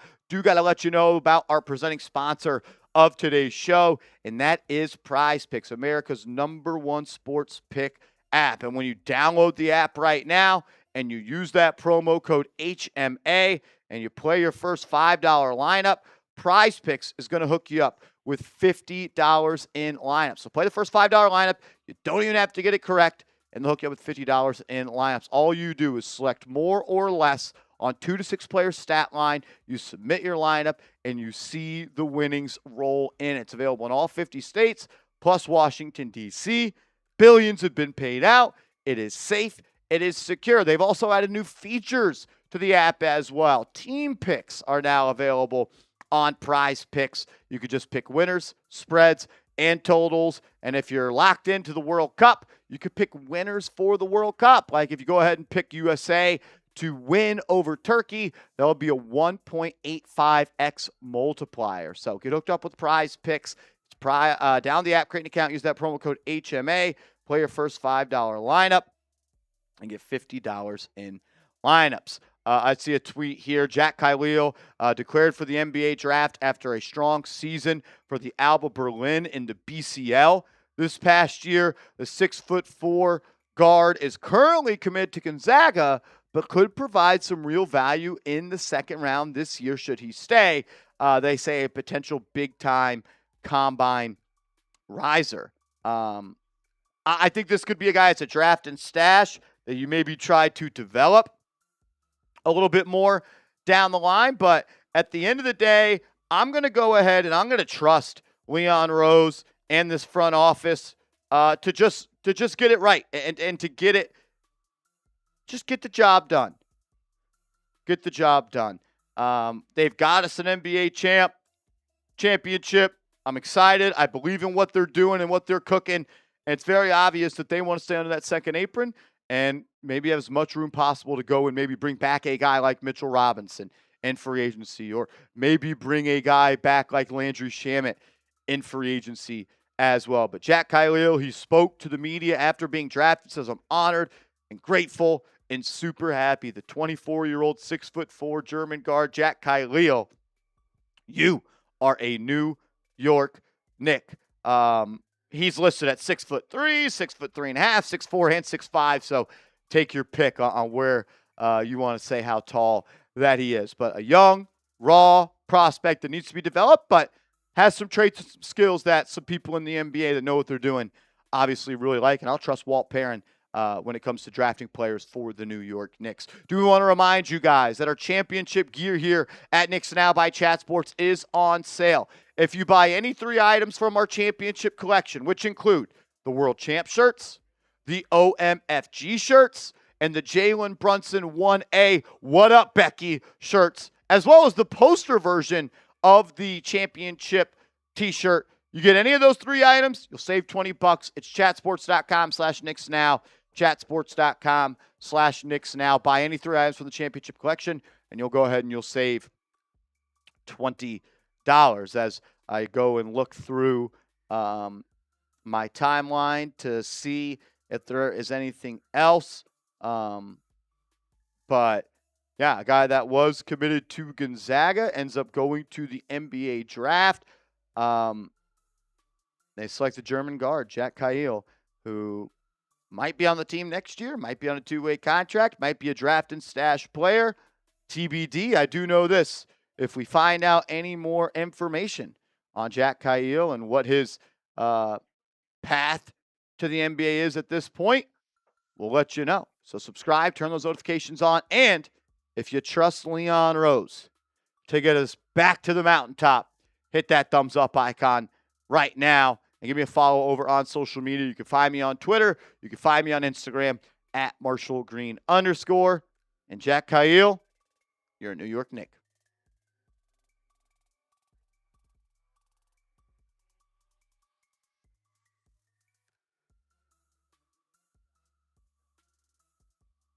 So we'll see. Got any thoughts on Mr. Khalil? Yeah, I mean, I think they've gone this international route with a couple of guys the last couple of years. You say probably hasn't worked with Tadier yet, but you get Diawara, and he kind of comes out of nowhere. People thought he was a big-time project heading into last season, and he proved that he was ready to come into the NBA and contribute at a high level right away.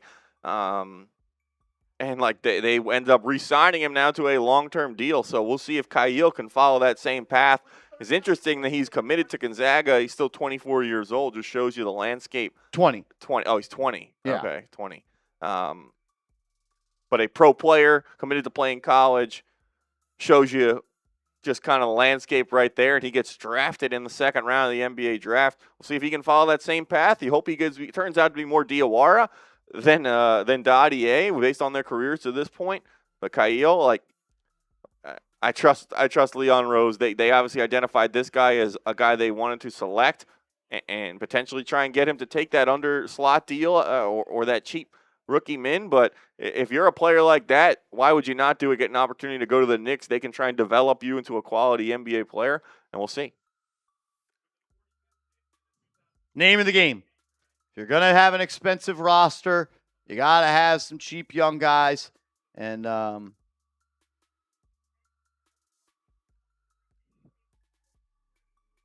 hopefully you could develop them. That's what good coaches do at this point. It's a good lead. Good organizations. Good teams do. Good organizations. They find a way to develop these guys. And we've seen the Knicks be able to do that. We saw Diawara get better. Kolek has got better. Hukporti played in the NBA Finals. I'll trust him. Yeah, exactly. Like the Knicks have earned our trust at this point. So I want to keep you guys up to date on all the selections that have gone down since I'll be right back. Jack Khalil. I will do that while Marshall steps away for a moment. We talked about Ryan Conwell and Braden Smith. Those were they were both none of them can guard Jalen Brunson. They were both before our guy Jack Khalil. And Dillon Mitchell, the forward out of St. John's, goes to the Boston Celtics, 40th overall. Otega Oweh, the guard out of Kentucky, was an Oklahoma City Thunder player at 41. Jacoby Gillespie, the guard out of Tennessee, goes to San Antonio at 42. Tyler Bilodeau out of UCLA is a Brooklyn Net, 43rd overall. And then Meleek Brown, the intriguing defensive player out of Duke is another San Antonio Spur draft pick at 44. Continuing to roll on, the most recent pick was Emanuel Sharp, guard out of Houston, going to the Sacramento Kings, and the Knicks are slated to be back on the clock in 2 picks. We'll see if they trade that pick, keep a player, or pick a player. Let us know what you think the Knicks should do at 47. Should they stay and pick? Should they trade the pick? If they're going to pick a player, who should they pick? Let us know.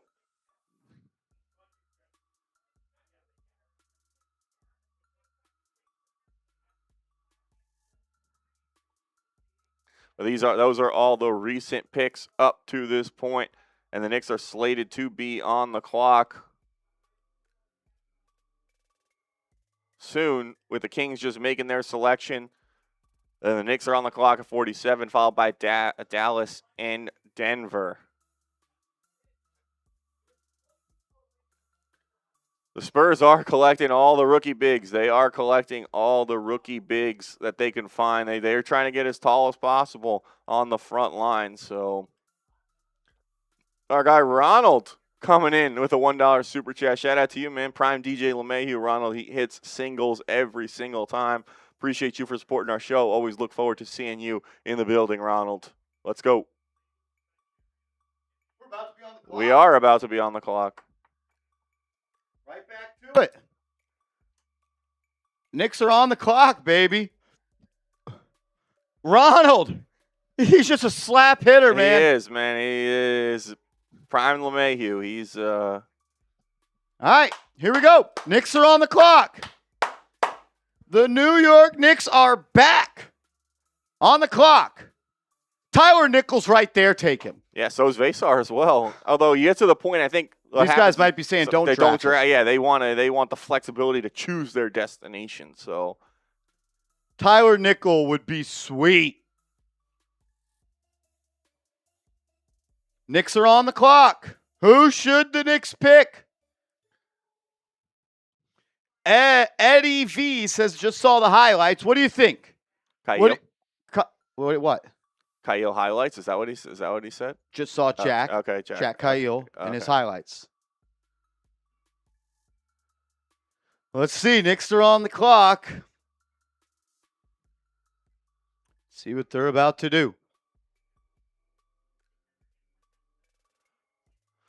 What do you want the Knicks to do? Type T for trade, P for pick, and if you are going to pick a player, let us know who you want.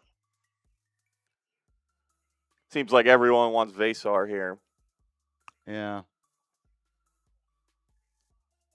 Soul Train, no drinks. I haven't been drinking, and I'd be down. Someone sends $50 super chat. I'll do a beer shotgun. We do some beer shotgunning. Lord L. Boogie in the chat. The fact you weren't here for the finals run makes me a little bit upset, but I'm glad you're here now, brother. Glad you're here now. That's strike one, by the way. Strike one. Trev the GOAT. Andrew Connell doesn't know about Lord L. Boogie. He gets 3 strikes. Okay. 3 strikes. He'll say some crazy things. He gets 3 strikes, and he's out of here. There you go. All right. As long as everyone understands the rules of the game, then we're all good. Trev the GOAT, $5 super chat says, how the hell is Henry still available? Please get him as a North Carolina fan. He's an absolute dog and incredibly talented. No idea how he's fallen this far. Yeah, I don't know either. I saw a report today that he turned down a pretty significant NIL package to enter the NBA draft. So, might be regretting that. Yep. New York Demon. Who do I want? Veesaar or Nickel? Veesaar or Nickel? As the Knicks are on the clock. Lord L. Boogie says, haven't got off the slope since our win. You're in Australia. Isn't it Australia's wintertime while we're in the summer? Yeah. Isn't that how that works? That is how that works.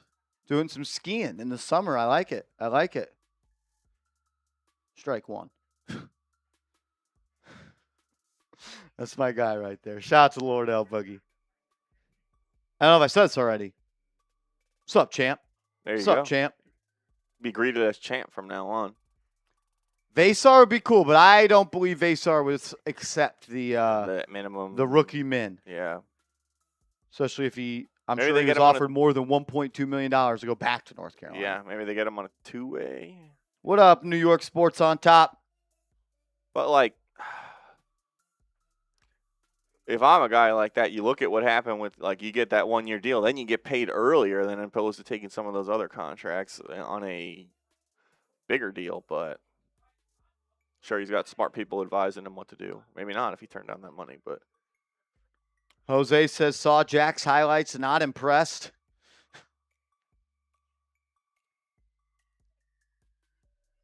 As the Knicks are on the clock, waiting to see what will happen. The 2026 NBA champs are on the clock. What are they going to do? What are they going to do?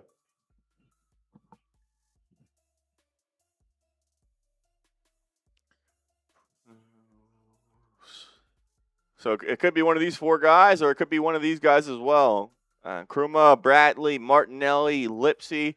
I'm not sure where Jack Cahill was on these lists before he was selected, but it could even be a guy like Rafael Castro, Ugonna Onyenso, Isaiah Nelson, Toby Lawal. Man, listen, I've watched Toby Lawal play basketball. He is a freak athlete, almost a 50-inch vertical. He can really jump, and you can kind of help him to continue to develop. He could be an asset off the bench. We'll see if he gets picked tonight.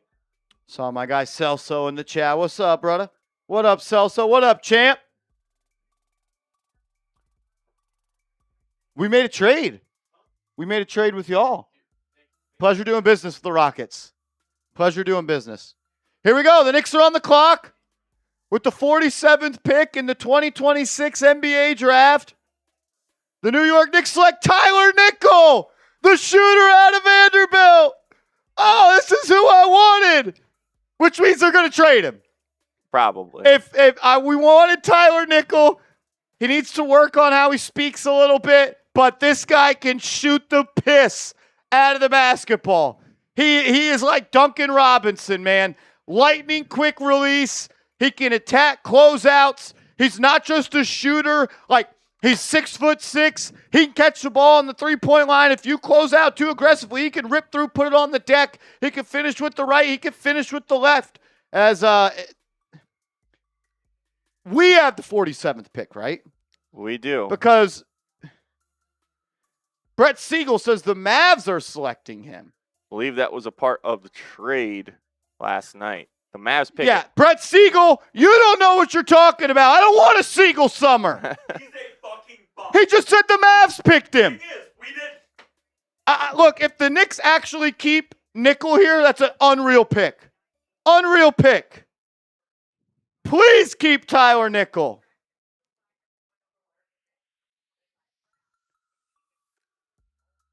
A shooter. Like, he's the type of guy you walk in LA Fitness, you walk in the gym, it's like, shooter, shooter, shooter. That's him. That is him. So Knicks wheel and deal. Right now they have Nickel at 47. No word on a potential trade yet. Catch and shoot. He kind of plays like me. Yeah, that's just you. a bang out shooter. Hand up, or you're cooked. There Or you you're go. cooked. But I know how this goes. This is my 5th NBA draft doing this. I've gotten excited about 3 players the Knicks have picked before, and they traded all of them. I'm telling you, this guy has a strap. I can't wait till Clyde says he's nickel and dimes his way down the court. This dude is a shooter. Well, I don't know if you've seen any of it. And the release is like, it is lightning quick, like unbelievably fast. Yeah, I've seen a little Tyler Nickel some college games before, not as much as this year, but a few prior years. He started at North Carolina, spent a year at Virginia Tech, then transferred to Vanderbilt for this past season, and it was a part of the kind of rebuilding that basketball program there, and he earns himself the 47th pick in the NBA draft, potentially a New York Knick. People are saying Shamet replacement. Is he a Shamet replacement? It's to be determined at this point what's going to happen in free agency for the New York Knicks. Right now, we know they selected Tyler Nickel at 47 overall. Per all the reports, no report of a trade yet. They do have more picks left in this draft for people saying, could they get Veesaar? But Leon Rose does it again.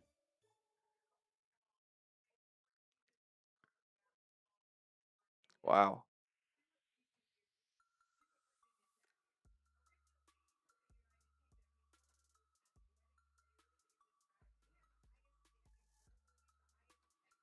Would you say over 3,000 points scored in high school or something? Yeah, I believe he scored over 3,000 points in high school in North Carolina, then was committed to UNC, went there for a year, but ultimately ended up transferring first to Virginia Tech and then to Vanderbilt.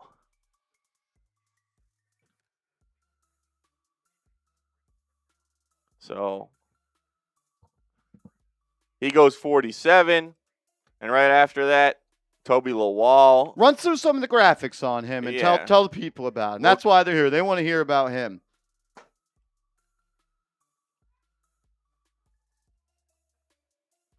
We'll talk about the New York Knicks picking Tyler Nickel at 47 overall. From Virginia, 6'6", 217, so a decent NBA frame there. Averaged 13.5 points per game this past season, 3 rebounds, 44% from the field, but 40% even from 3. Like we said, he is a shooter. That is his best and biggest attribute that he can offer NBA teams is his shooting ability. And that kind of goes right into his scouting report. He's a sharpshooter who can handle high volume, has a knack for connecting the offense and moving the ball around efficiently. That does sound like a trait that Landry Shamet has possessed. So if they are looking to fill that role, not saying he's going to be Landry Shamet, but a similar playing style. So they do say, though, he'll be hampered by his ball skills, flawed footwork, and limited verticality. Listen, they're drafting him because he can shoot the rock, not because of anything he's going to potentially do on the defensive end of the floor or anything like that. The Knicks don't need him to be a creator. They need him to space the floor and knock down shots and play within the offense. We talked about the stats. 13.5 points a game, 3 rebounds, 1 assist, 44.5% from the field, but 40% even from beyond the arc on 7.6 three-pointers attempted per game. So a high volume of shots for Nickel this past season and 30-plus minutes a game. Like that is a translatable skill that NBA teams can get. When you're doing that, you're getting that at 47 overall in the second round. Like, you can't be picky. If you can get one guy who has an elite skill, that is a successful pick. No Ceiling says NBA teams routinely value big-bodied wings who can make a ton of threes, move the ball quickly, and stay in front of their man, and know where to be off the ball on defense. And that's Tyler Nickel in a nutshell. So the Knicks potentially add a guy who can fit into their scheme, fit into their culture, come off the bench, and potentially either give them minutes right away or develop into a player. But 3 straight years of shooting 40% from 3 or better. That is a translatable skill, and he's not gonna forget how to shoot the basketball, and that's why you draft Tyler Nickel. Now, there are those concerns, like they said, about the physicality, and I mean, he is 6'6 plus with a 6'8 wingspan, so a plus wingspan that can help him on defense. Not the best athlete in terms of his vertical jump, but you look at those shooting numbers, 36 of 53 on his testing numbers from 3. Spot up shooter, off the dribble, can do a little bit of everything. Tyler Nickel has a very specific skill set, and that's what the Knicks are getting with the 47th overall pick, is a shooter. Yeah, elite 3-point shooter. That's his superpower. Like, good positional size. Doesn't have great length. 6'6", but a 6'8" wingspan, so only like plus 2.5 inches on the wingspan, but like a smart player. He could move the ball. He could be a connected playmaker. But I encourage everybody, after we sign off tonight, or if you got a second monitor, pull up some Tyler Nickel highlights. You talk about, like, if he's open and the ball hits his hand, it is up in the air towards the rim on line in the blink of an eye. Like, after I got home last night from round 1, I was hanging out with my guy Patrick Seatman and Tyler Smith, and we were watching him. It's like, every time it's like, oh my God, that was quick. Like, his release is insane. Super pumped up about this pick. Unreal. NBA cop. Some people say Duncan Robinson. I think it was Fran Fraschilla on the draft show compared him to Sam Merrill. Like, we've seen guys like Duncan Robinson and Sam Merrill. I mean, AJ Green just got $50 million in the NBA as well.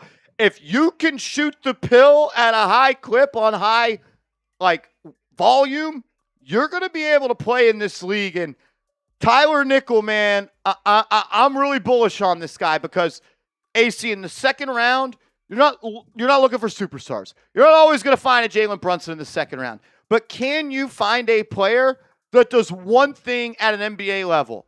Tyler Nickel does that. He may walk on to the Knicks and be maybe their best three-point shooter already. Like, that's how impressive this guy is.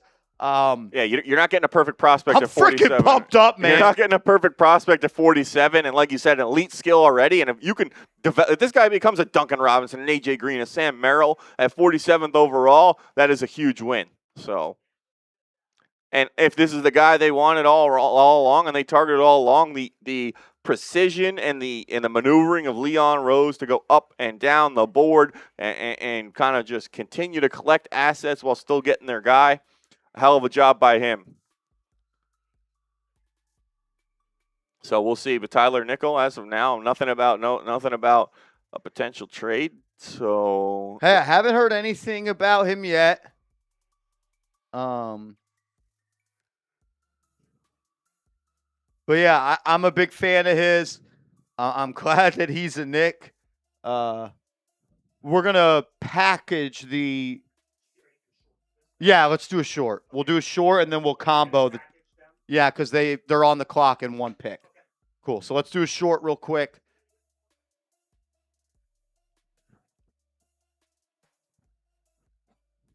Just have his stats with the attempts up on the other side.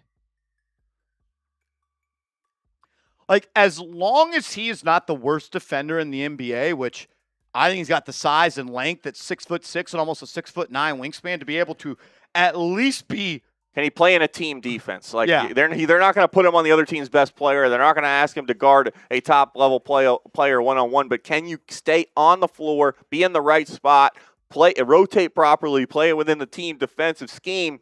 And if you're going to do that and you can knock down threes at the clip that he has proven he can do time and time again, you're going to be a productive NBA player. All right, let's do it.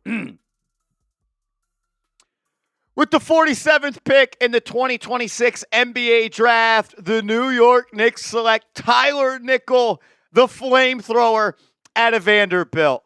I haven't been this hyped up about a New York Knicks draft pick in quite some time. And the second round in the NBA Draft, you're not swinging for the fence. Sometimes you find a Jalen Brunson. Sometimes you find a Nikola Jokic.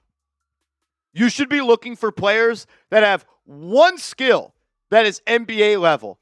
And Tyler Nickel, in my opinion, is the best shooter in this draft class. Lightning quick release. Like, if he is open for half a second, when that ball hits its hands, before the defense can even react, it's going to be up, it's going to be online, it's going to be touching the bottom of the net. He shot 40% from downtown last year on 7.6 attempts per night. 3 straight years of shooting better than 40% from three. And he's not just a shooter where he can't play anywhere else. He can attack a closeout. He gives me Sam Merrill vibes. He gives me some Duncan Robinson vibes. I see some AJ Green in his game. Knockdown shooter, heading to the Knicks. Tyler Nickel, you are a New York Knick. I'm fired up about this one, man. I am dreading every time my phone buzzes that it's going to be like, the New York Knicks have traded Tyler Nickel, and we get all this pumped up. But, man, this guy, he is a flame thrower, ladies and gentlemen. Like, you just had Duncan Robinson. How many times have we played against Duncan Robinson and he's killed us? Yep, the Knicks always get beat by a guy like this. So we'll see if he can develop into a quality player for the Knicks. But, like, I agree with that point exactly. Like, we talked about this during the NFL draft as well. Like, he's got Nick in his name. Yeah, that's it. I've seen a lot of people saying Tyler Nickel with a K-N. I know Clyde's already got the nickel and dime phrases ready to go when he starts calling Knick games next year. Cool, perfect fit, it seems like. So hopefully he remains a member of the New York Knicks. I'm fired up, man. Like, he can't defend like Landry Shamet. We know that. But you want to talk about someone that's going to be able to walk into the NBA day one And if he's open, he can let it fly and knock down shots. That is Tyler Nickel right there, man. You're not getting Landry Shamet in the NBA draft. I mean, he is a NBA veteran who has developed and honed his skills over a long time in the league.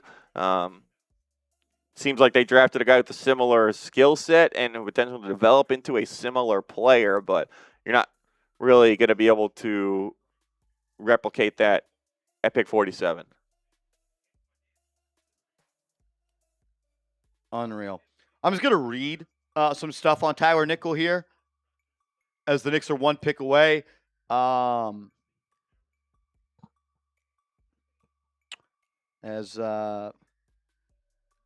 Defensively, he knows where to be off the ball, enabling him to make plays and limit easy buckets inside, plus his sheer size and willingness to use his frame prevent him from being a hunted target on the perimeter. Nickel is an older prospect. He's not the greatest run-jump athlete. He's not going to explode to the rim. His handle isn't anything special, and he's never been much of a rebounder. Still, his plug-and-play skill set remains intriguing.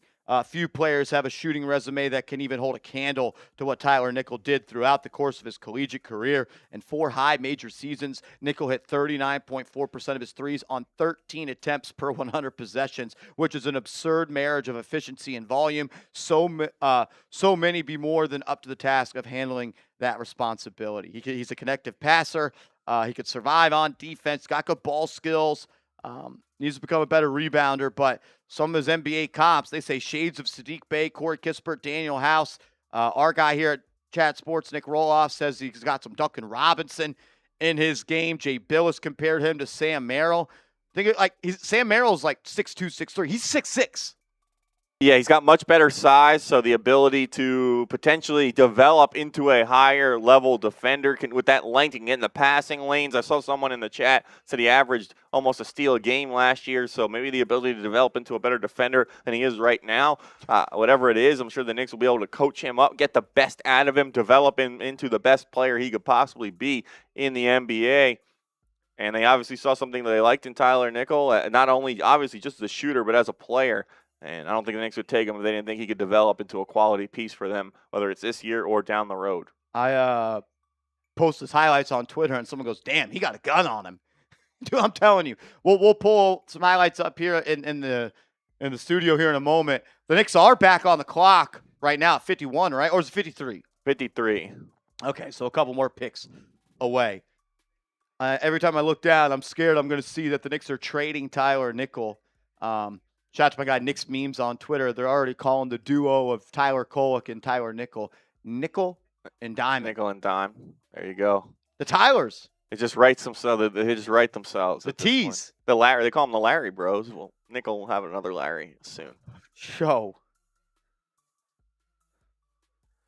People are saying new Dante DiVincenzo. I don't know if he's quite the athlete that Dante DiVincenzo is, but they can knock down threes, man. That's I'm not trying to overhype it. The dude shoots the cover off the ball, man. Like, it hits his hand. It is out of his hand. And he's got range, too. It's not like he was just toes on the three-point line in college. Like, he's getting up NBA threes as well, which that could sometimes be a little bit of a learning curve for players. Definitely. I mean, it's not always like you always talk about getting the efficiency up of those looks in college. They're maybe not trying to take the NBA level threes, but if you show you can already do that, and NBA teams definitely notice, they track that. They're able to see who could translate over to the next level. And some guys who are good three-point shooters at college don't always become good NBA three-point shooters. So, and it's one thing to be a good shooter as well, and being a good shooter alone won't get you to the NBA and won't have you survive in the NBA. He's the guy that can attack a closeout. And that's a much-needed skill for any shooter in this league, because if you just get thrown off by a closeout and all you have is a pump fake or a side dribble to get open again, no, he can pump fake, put it on the deck, pull up from 20 feet. He could dribble 2 more times, give you a little floater from 15 feet and down.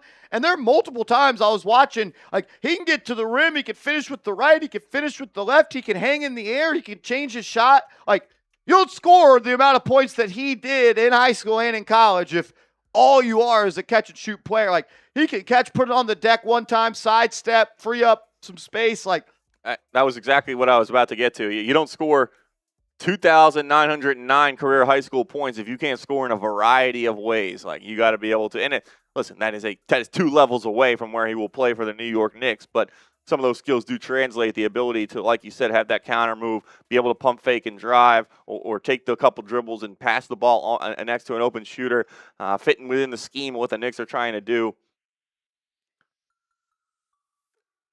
They believe that Tyler Nickel can be a player for them, and as of right now, he is still a New York Knick.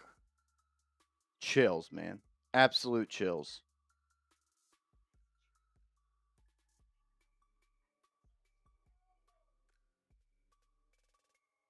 I'm fired up for this one. I'm hoping he stays with the Knicks. I don't want to. Against Wake Forest this year, 26 points, 8 of 10 from 3.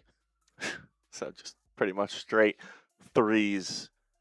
I'm seeing that Jack Cahill says he does not plan to return to Germany for another year after being drafted by the Knicks He said that?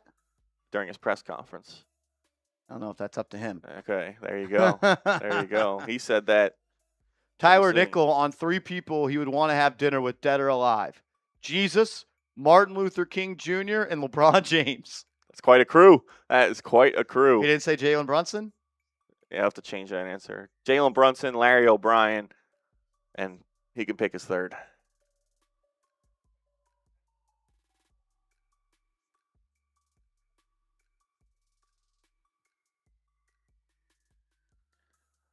But the Knicks coming back on the clock shortly.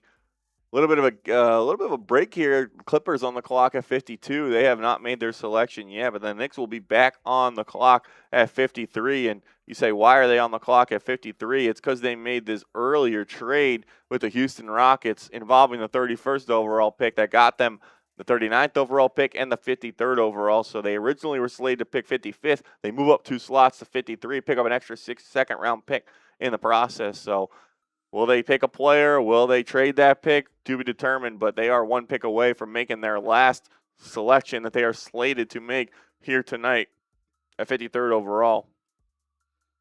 These are some of the top guys available, as there's just 1 pick left until the Knicks are back on the clock. Wow. We never draft the guy I want. And when we do draft the guy I want, they trade him. Did we do it? We already did it, right? Or cool. So Tyler Nickel, you are New York Knick for now. He's got to just change the name. To what? KN. Add a K? Yeah.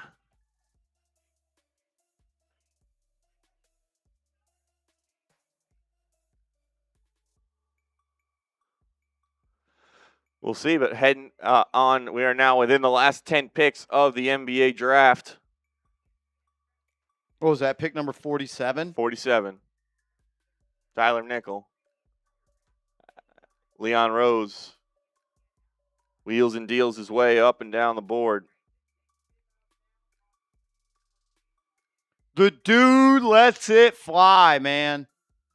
I'm like, that's a skill set that you know is going to translate. It translates from level to level, like shoot, and that's why you also see players who can shoot the ball are guys who have long careers, because it's a skill that never goes away. It's not dependent on athleticism. It is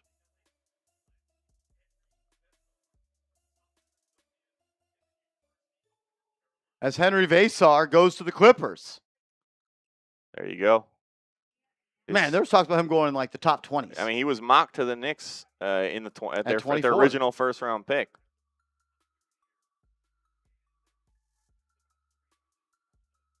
Wow. So his draft slide ends at 52. He's a member of the Atlanta Hawks after they trade with the Clippers to go get him. People saying he looks like Larry Bird. Let's slow down on that. How about like a little Steve Novak-ish? I mean, if you can get Steve Novak at any pick in the draft.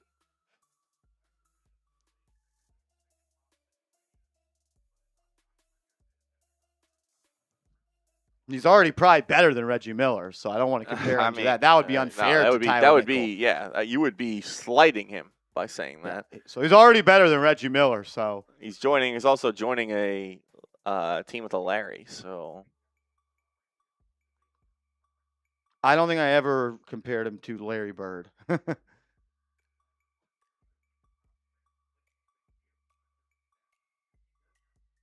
I got my guy, Michael. This guy I wanted.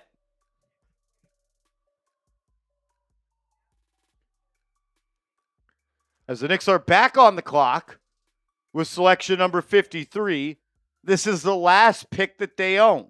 they're scheduled to make here in the draft.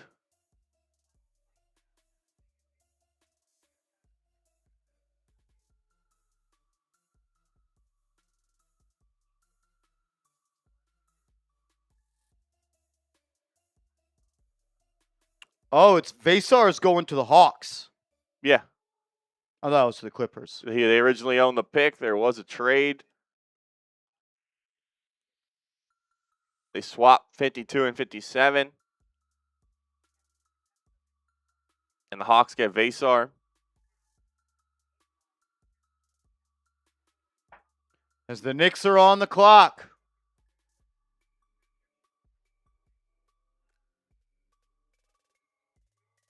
Man. I'm fired up about Tyler Nickel, man. I really am. When you put the work in like we did on this prospect right here, as I watched a 15-minute highlight video last night. We were grinding the tape. Grinding the tape into the wee hours of the night last night. Which we were. We were, absolutely. NBA Finals, we were focused on grinding tape for pick 47. Trevor Keels or Trevor Nickel? Who's better? What a bad pick that was. Yeah. I don't think he's in the league anymore. No, he should have stayed in college. He's a one and done. Yikes. Brutal. Although, like, all these guys who go and play in Europe, like, I'm like, you could have a worse life, man. You're playing basketball for a living. You're seeing the world playing. Like, obviously, everyone's dream is to make the NBA, but still pretty cool life, man. If you can go play basketball for a living and see the world. But yeah, especially I think that was probably like right before NIL became a thing. So here we go. Pick is about to be announced for the New York Knicks. Who do we want? I don't know. With the 53rd pick,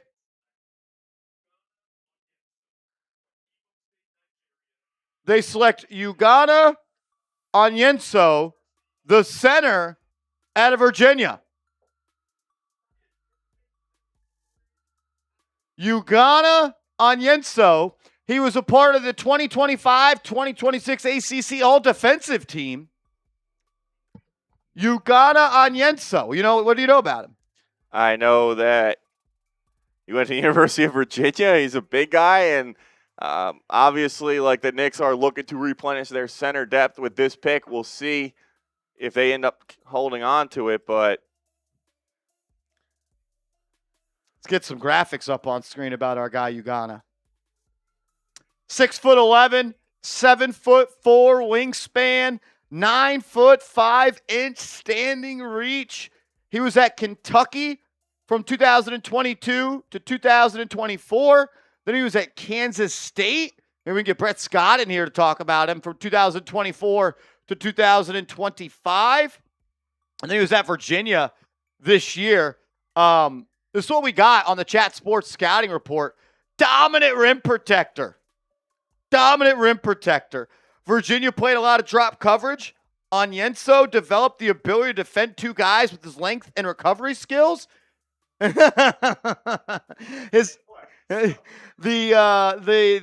experts say the offense is extremely limited to being a lob threat and a guy on the offensive glass. He's got positional size and some potential as a floor spacer as well. In the conversation, Andrew Connell, for the best rim protector in this year's draft class. So this seems like a potential try and develop into a quality backup big if they are unable to retain Mitchell Robinson. Yeah, I wouldn't say that. I'd say maybe your Ariel Huck-Porty replacement. There you go. I don't think you're replacing Mitchell Robinson with pick number 53 in the NBA draft. That's not fair to Mitchell Robinson. The backup center minutes potentially would be what they were trying to get with this pick. Like, you listen to his playing style, and it kind of lends itself to that with that rim running ability, vertical spacing, rim protection as well.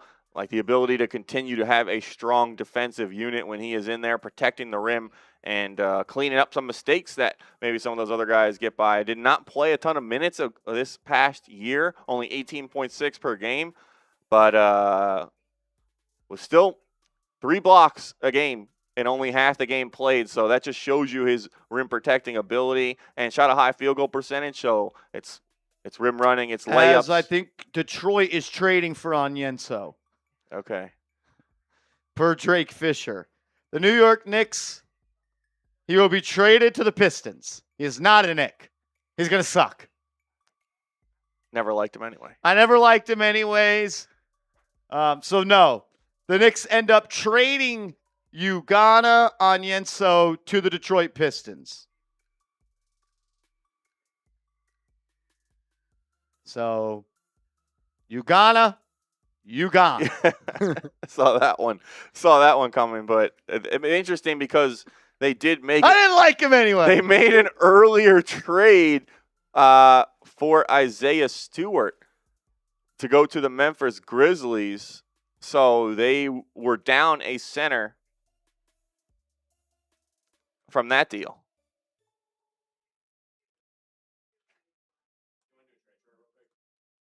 Details are unclear at this point. Okay, let's do it. Yeah, let's do it.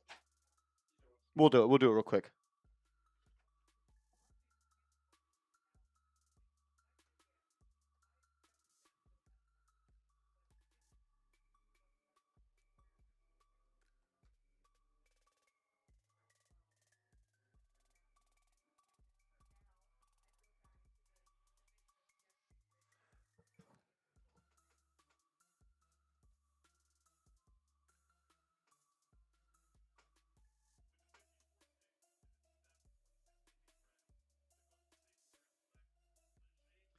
All right.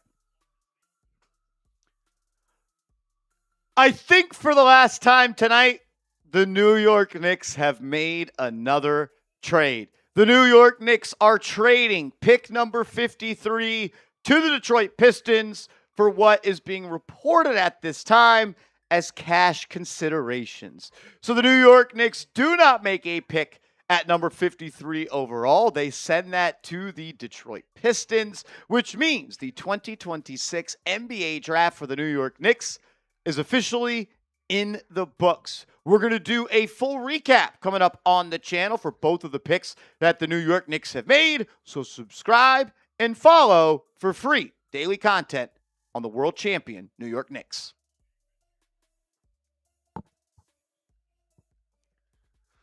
Let's just jump right into a Tyler Nickel video right now. Okay. Do we want to? All right, and then recap at the back end of that, everything that kind of happened. Yeah, sure. Cool. All right.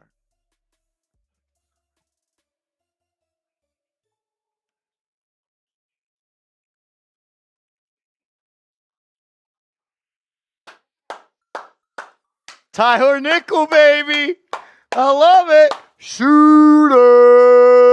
Do. Let's do it, man. Let's do it.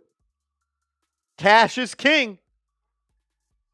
Tyler Nickel highlights are insane, Rigoberto Ramos. I told you. You better get a hand up, because if you don't, it's hand down, man down. Are you kidding me?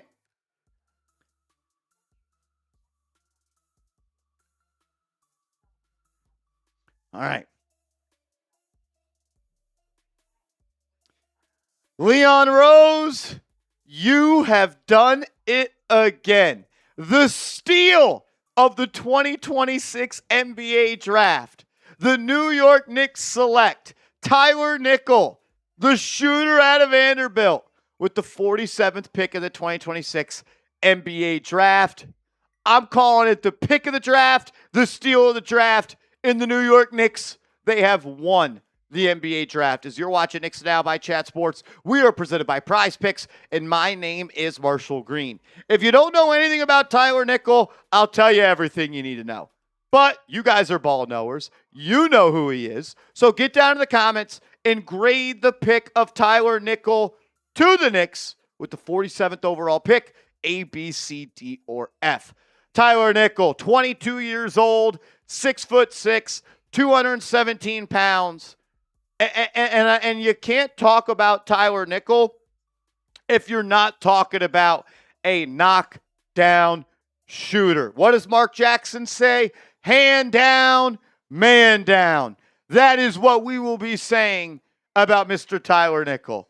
He gets shots up and he knocks shots down. An elite sharpshooter who shoots it with extremely high volume. Underrated playmaker as well. He has a knack for connecting the offense and moving the ball around efficiently and effectively. When you pick players in the second round in the NBA draft and you can't find a Jalen Brunson and you can't find a Nikola Jokic, you're looking for guys that have an NBA trait, an NBA skill. They do something at an NBA level. Tyler Nickel, in my opinion, is the best shooter in this class, and he is going to walk into the NBA and be a top-end shooter from downtown. He knocked in the three ball at a 40% clip this year, and he did that on insane volume.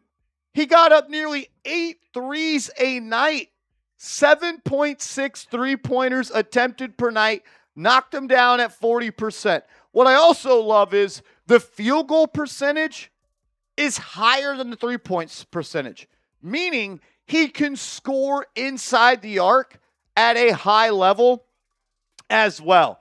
This is a guy that can attack a closeout as well. If you are recklessly trying to run Tyler Nickel off the three-point line, he can give you a ball fake. He can give you a head fake. He could do a little side dribble, one dribble, put it on the deck, relocate, get a shot up. He can also attack a closeout where he can blow by you. Then he can get up at 18-foot mid-range. He can also get all the way to the rim, and he has a bucket full of moves that he can go to. Andrew Connell, how many points did he score in high school? 2,909. And you do not score 3,000 points in high school. I know high school's different than the SEC and Vanderbilt, different in college. The point I'm trying to make is, while we're hyping up how big of a shooter he is now, great of a knockdown shooter he is, this is someone that can also score in other ways. His superpower is shooting. Do not get that misconstrued. But he can attack a closeout. He can score from the foul line down. He can give you a floater. He can give you a left-hand scoop shot. He can hang in the air. He can adjust his shot. This dude is a beast when it comes to getting the ball up and knocking it in from three. He's going to be an immediate impact player for this team, and I think that he is someone that people are going to regret that they passed up on in the 2026 NBA Draft. No ceilings, and their NBA Draft Guide wrote, NBA teams routinely value big-bodied wings who can make a ton of threes, move the ball quickly, stay in front of their man, and know where to be off the ball on defense. That's Tyler Nickel in a nutshell. So he knocks down shots, high IQ player, good enough on defense, can move the rock, and can score when he's being run off the three-point line. And you get him at pick number 47, what he is as an NBA player will depend on what he does on the defensive side of the ball, but he's going to walk into the league, and he's going to be a guy that every team has to game plan for before they play the Knicks. Because if you don't close out on this guy, if you help off of him, I don't think I've said this yet, a lightning quick release. Like, you go watch the tape after you watch this video. When the ball hits his hands, it is up. The shot is up before the defense can even react. I haven't been this hyped up about a Knicks draft pick in quite some time. There's obviously a ceiling here with him, but he does one thing great already. And I think there's other things that he could do at an NBA level as well. We'll talk more about Tyler Nickel. We'll recap the other pick the New York Knicks have made. Do got to tell you, though, about our presenting sponsor of today's show, and that is Prize Picks, America's #1 sports pick app. When you download the app today, use that promo code HMA. You play your first $5 lineup. They're going to hook you up with $50 in lineups instantly. Shout out to Prize Picks. It's available in all 50 states, plus Washington, D.C. And with the World Cup going on, we got baseball going on. There's the WNBA you can get involved in with Prize Picks. And they have brand new features where you can do more than just create lineups. You can pick straight up winners, you can pick spreads, and you can pick totals as well. If you're like me and you're watching soccer more than you ever have on your life and you want to make some money while you're watching the World Cup, you can go ahead and pick USA to beat Turkey. Or if you think Turkey's going to beat USA, you could do that as well. You can also follow me over on Prize Picks at @MarshallGreen_, and you could see the picks that I make every single night. So the draft haul for the New York Knicks is Jack Khalil, the guard out of Berlin, and then Tyler Nickel, the guard out of Vanderbilt. We've already done a video talking about Jack Khalil. This is the video where we're talking about Tyler Nickel. It was what I will remember this draft as is the Tyler Nickel draft, but I will also remember it as the draft where the New York Knicks wheeled and dealed their way up and down the draft board, trade after trade after trade. I think in totality, it is 5 trades the New York Knicks made in this draft. They make 3 trades in round 1.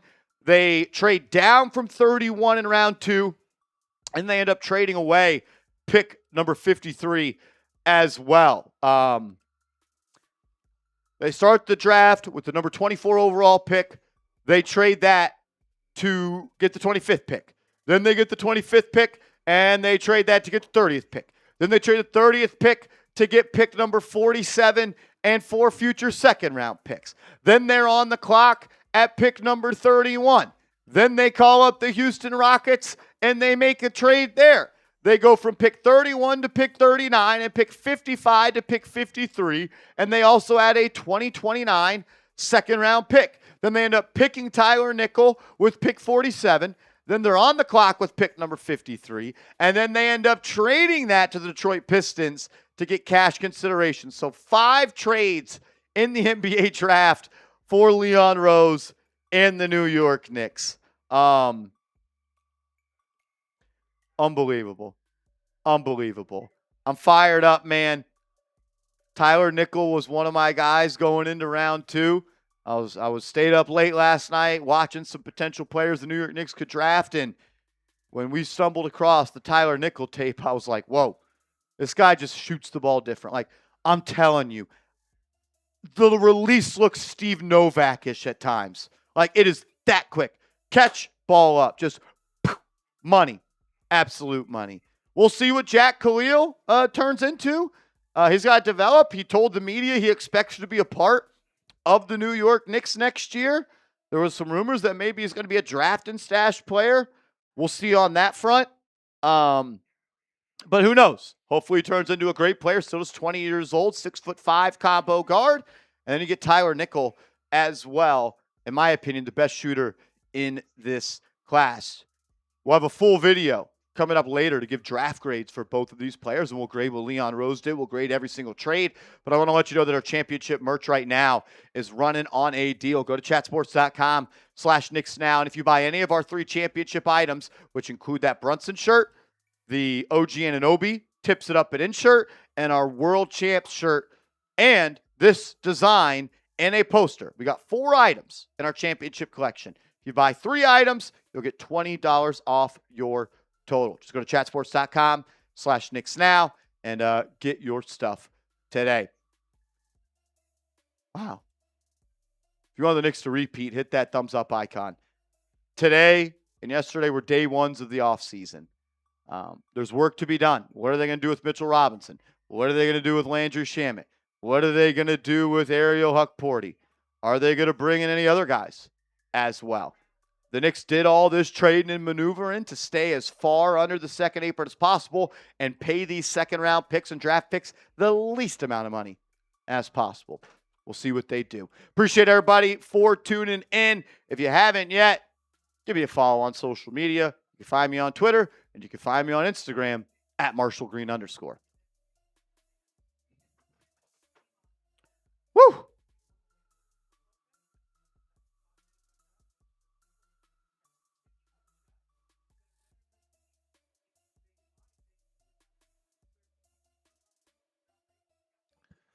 There you go. Those are the two New York Knicks draft picks, 39 and 47. So they wheel and deal, move up and down the board, pick up some future picks as well. These are the two players they select. Jack. Khalil, and Tyler Nickel. So he does not plan to return to Germany for another year after being drafted. So we'll see. Maybe he and Tyler Nickel both sign those rookie minimum deals. Maybe Jack does and Tyler doesn't. I don't know. That's up to Leon Rose. But we even did a mock draft where the Knicks ended up selecting Tyler Nickel. We did. So maybe That's why you're subscribed maybe we to know the ball. channel. That's why Maybe you we know round ball. To the channel. Keeping you guys up to date on all the picks that have happened since. Oh, it's not even over yet. It's not over yet. Still 4 picks left after Onyensu was traded by the Knicks for cash considerations. The Warriors select LaJay Jones, forward out of Florida State. Always a Jones involved. Nick Martinelli goes to the Clippers via the Rockets, which was the pick they acquired from the Knicks. And the Mavs take a foreigner, an international player at 56. I don't know if you want to take a stab at that one. Who? Dallas Mavericks, number 56. Vesivalodi Shankio, I think. Nailed it. He's from Locomotive. Locomotive. Is that not what it is? That is. Where is that? No idea. California? According to Sam Brown, it's Russian. Only So if thing it's I know- not Russia, blame Sam Brown. I like. I won't say that. Tyler Nickel, man, I'm fired up. Yeah, that is a great get by Leon and the Knicks. Still 4 picks left. Do you think they're watching? They do everything They might. we say. Yeah, they might. They're subscribed. If they're subscribed, you should be subscribed. Subscribed. Wow, long couple days here.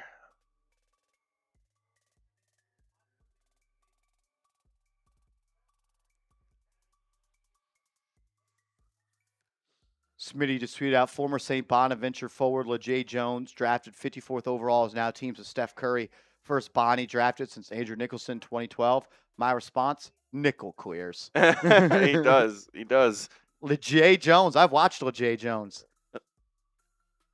Knicks worked him out.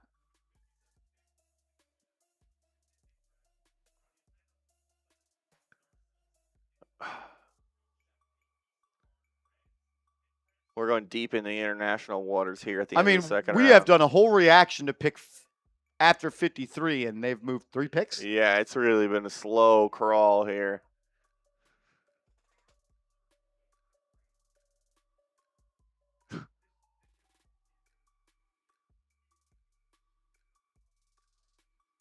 I am fired up, dude. You talk about, yeah, he's got that ratchet. I'm telling you, man. I'm going to fall asleep to Tyler Nickel highlights tonight.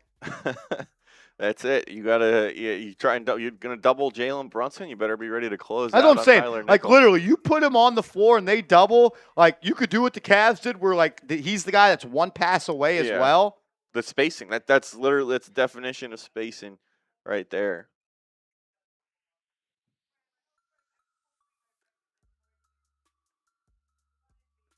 This dude is a flamethrower.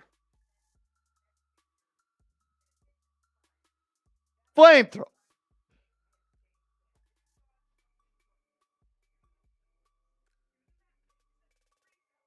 Oh, man, it might be a doom. Skip Bayless. The Oh rich no, he get likes richer. him. No. The champion Knicks just picked the steal of the second round. Oh well, I think he's a Vandy guy. 6'7" Tyler Nickel Nice. from the greatest That school in can't count. America. That Trust can't. me, he can shoot it. That shouldn't count. He's got that. We're back to back, right? Hey, man. Hey, man, it's great to be the villain sometimes, man. Who is that? It's Tyler Nickel. He's got that ratchet on him. He's a little ratchet. The chumper. I'm saying the chumper's ratchet.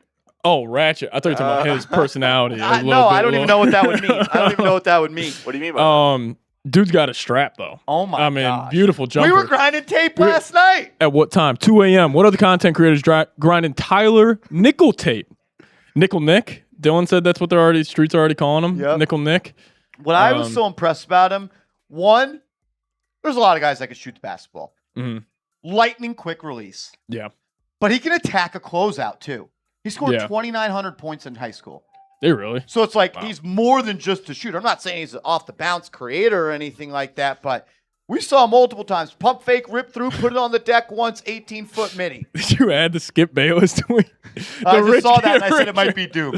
After seeing that, it might be Doom. Yeah, Skip's just a Vandy guy. Did you get the last name of the other guy you drafted, right? What did I say?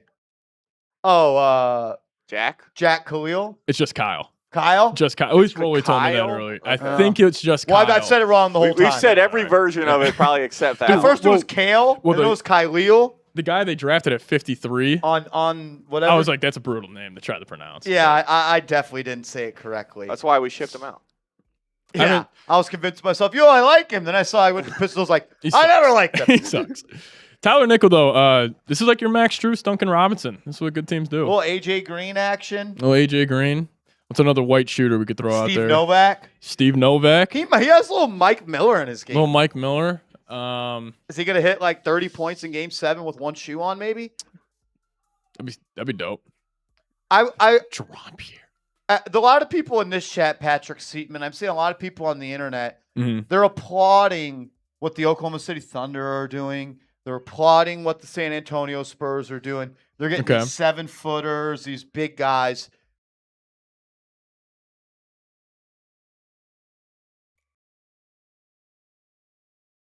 Brunson. Yeah, it's like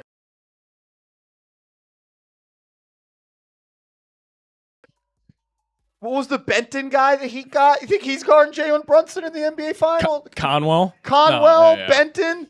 Like, come on. Well, Davion Mitchell. Apparently he can stop Jalen Brunson. Yeah, I think it's a word on the street now. Yeah, I think I saw a stat that would definitely indicate that he is a Jalen Brunson stopper. I'll pull it up here momentarily. It's really good info. But also, has anybody ever stopped Jalen Brunson? So maybe teams are just accepting defeat.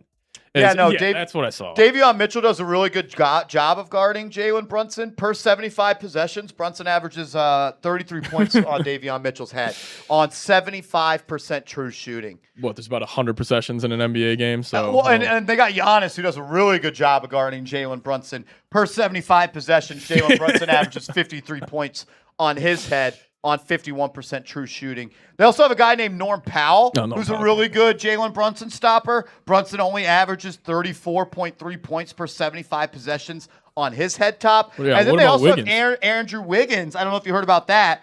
He holds Jalen Brunson to a mere 42 points per 75 possessions. Do we have the Pelly Larson, one of the guys? I mean, look, the Heat won the trade because they kept Pele. Isn't that a soccer player?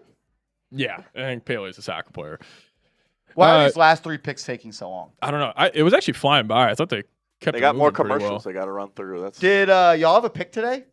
We had 2. We left with 0. Y'all pulled a Leon. Yeah, we pulled a Leon. That should be your title. We did what the Knicks did. Well, Bulls make championship moves in round 2 of the NBA draft. we got Cam Jones. That's my guy though. Oh, From yeah. the Pacers. I like him a lot. Well, he was the 38th pick last year. When we saw that you guys drafted the 5'10" Brandon Smith. my first thing was like, well, that's not a Jalen Brunson stopper. Well, he's not slap either, bro. That's the what we opposite said. of slap. We said he's not slap. That guy's not slap. That's why. Thank you for sending him to the Pacers. Yeah. I don't also appreciate Marsh using slap as a way to kind of make fun of the Bulls. It is a little backhanded, like, oh, the cute little Bulls. They have their new acronym, slap. You know who's a Jalen Brunson stopper? Who? Dalen Swain. Dalen Swain. Can't wait to see it. Can't wait to see it. What's Caruso was supposed to be the Jalen Brunson stopper. He's and then still on the ground after that jumper. That was embarrassing, dude. Tyler Nickel. That's a great at 47 too. That's great value. And then Jack Kyle. Jack Kyle. I don't whoever he is, but he might be made up. But Nickel will have a game this year where he'll go like it'll be like a Sandro game versus the Knicks, where it'll be like 7 to 10 The from Garden 3. is gonna love Tyler Nickel.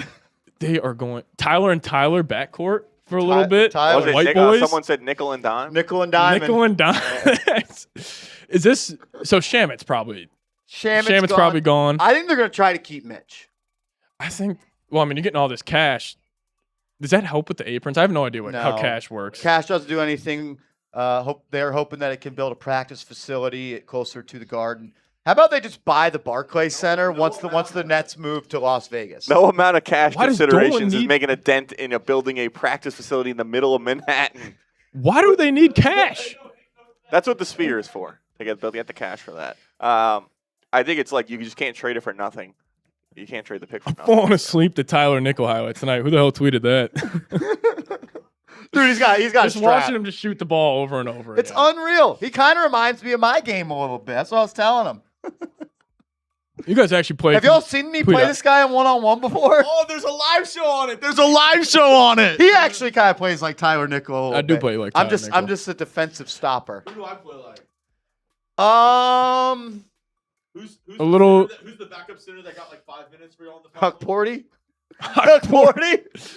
Chugs has a little Patrick Williams in his game. That's Forty it. has a Larry. So Yeah, Huck Porty's Larry. Larry me. Are people all in on Nickel though? Like, Oh, is yeah. it consensus where I think I've Good convinced the draft. chat that Tyler Nickel's the guy.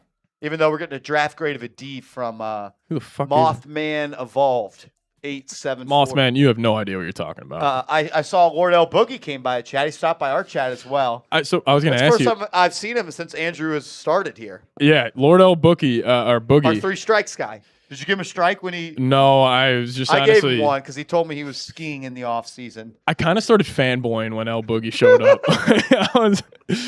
I was on my knees, man. L Boogie, the GOAT. Second round though. I mean, who is Narcisse Goy from France? I would mean, say he's not a Jalen Brunson stopper. no. But there's not a Jalen Brunson stopper in the league. Who? All right, serious question though. Trey Kaufman, not a Jalen Brunson Trey stopper. Kaufman sucks. Real question though. Who is the best Jalen Brunson defender in the NBA? Is it I think it's got to be Dyson? like they won the most games against the Knicks in the playoff. I hate to admit it, Neesmith gives him some trouble. Neesmith does give him fits. Even though he still averages like 30 on his head. But Daniels is probably the best one I've seen. Yeah. And he still went home 6. He's just too quick for Dort and Caruso. TJ McConnell, TJ definitely a Jalen Brunson stopper. Come on. Why did the Thompson- Pacers give up a good a sore Thompson's Thompson. a good yeah, defender definitely. for him. Except with the game on the line. Yeah, except with the game on the line in Game 6 at home. He gets dropped off. He But just literally makes him touch hardwood. otherwise, not bad. Yeah, no. I don't know why the Pacers drafted though. They think Braden it's Smith. the TJ I'm McConnell guessing it's replacement. TJ McConnell. I mean, he is. What type of player is he? 5'10"? Maybe that Achilles he, not like, looking. he can great. handle the ball a little bit. He can shoot a little bit. But he's just a college player. I can't see his game translating to the NBA at all. I was pretty shocked by that. Unreal. Pacers need to do something. Last pick of the draft as Yeah. Terrion Arnold has been arrested and connected with an armed robbery and kidnapping in Tampa, Florida earlier this year. Is this the most arrests we've seen in an NFL offseason in a long time? Not my Giants. We're Lord L. Boogie smoking on that Bulls back. Bro, Lord L. Boogie, you're terrified of what we're building in Chicago. He has no idea about slap. Do you even know what SLAP stands for? Size, length, athleticism, physicality. The Knicks have SLAP? Absolutely. Besides the OG best player. Anunoby is like the poster child for slap. You know what's crazy? The best player in the world, he only has the P. He only has the physicality. Brunson. Strong. Yeah. He's Or- strong. Yeah, he's strong. Well, size. Oh, size. it's not physicality. strong? No, it's size. Oh. Yeah. Brunson's got no size, no length, no athleticism. How could you not know what slap is? Yeah, dude, you said it enough. I mean, he's an undersized point guard that will never win a championship as the Yep. best player. He's not a Oh wank. God, RTY. Seeps, how you doing, bro? I remember when you said you guys 1v1 a couple years ago. You said you had ... We'll see what else you got to say. I don't even know. Does that video still exist? Yeah, for some reason, it's got like 3,000 views. just Marsh and I were so hungover that day because your buddy came to the Donkey, and we were taking tequila shots, and we were sweating tequila. That was a long night. It'd be really cool if Washington made this pick, man. Josh Santigo, Nixon 5, a.k.a. Nickel. Love that. Get that on a shirt. Nickel. Get that on a shirt. Nixon 5, baby. Oh, man. Slap the shit out of Miami, yeah. I mean, Miami did enough to definitely be contenders tonight. You got Ryan Conwell. That's a guard. Is he good? Yeah, he's good.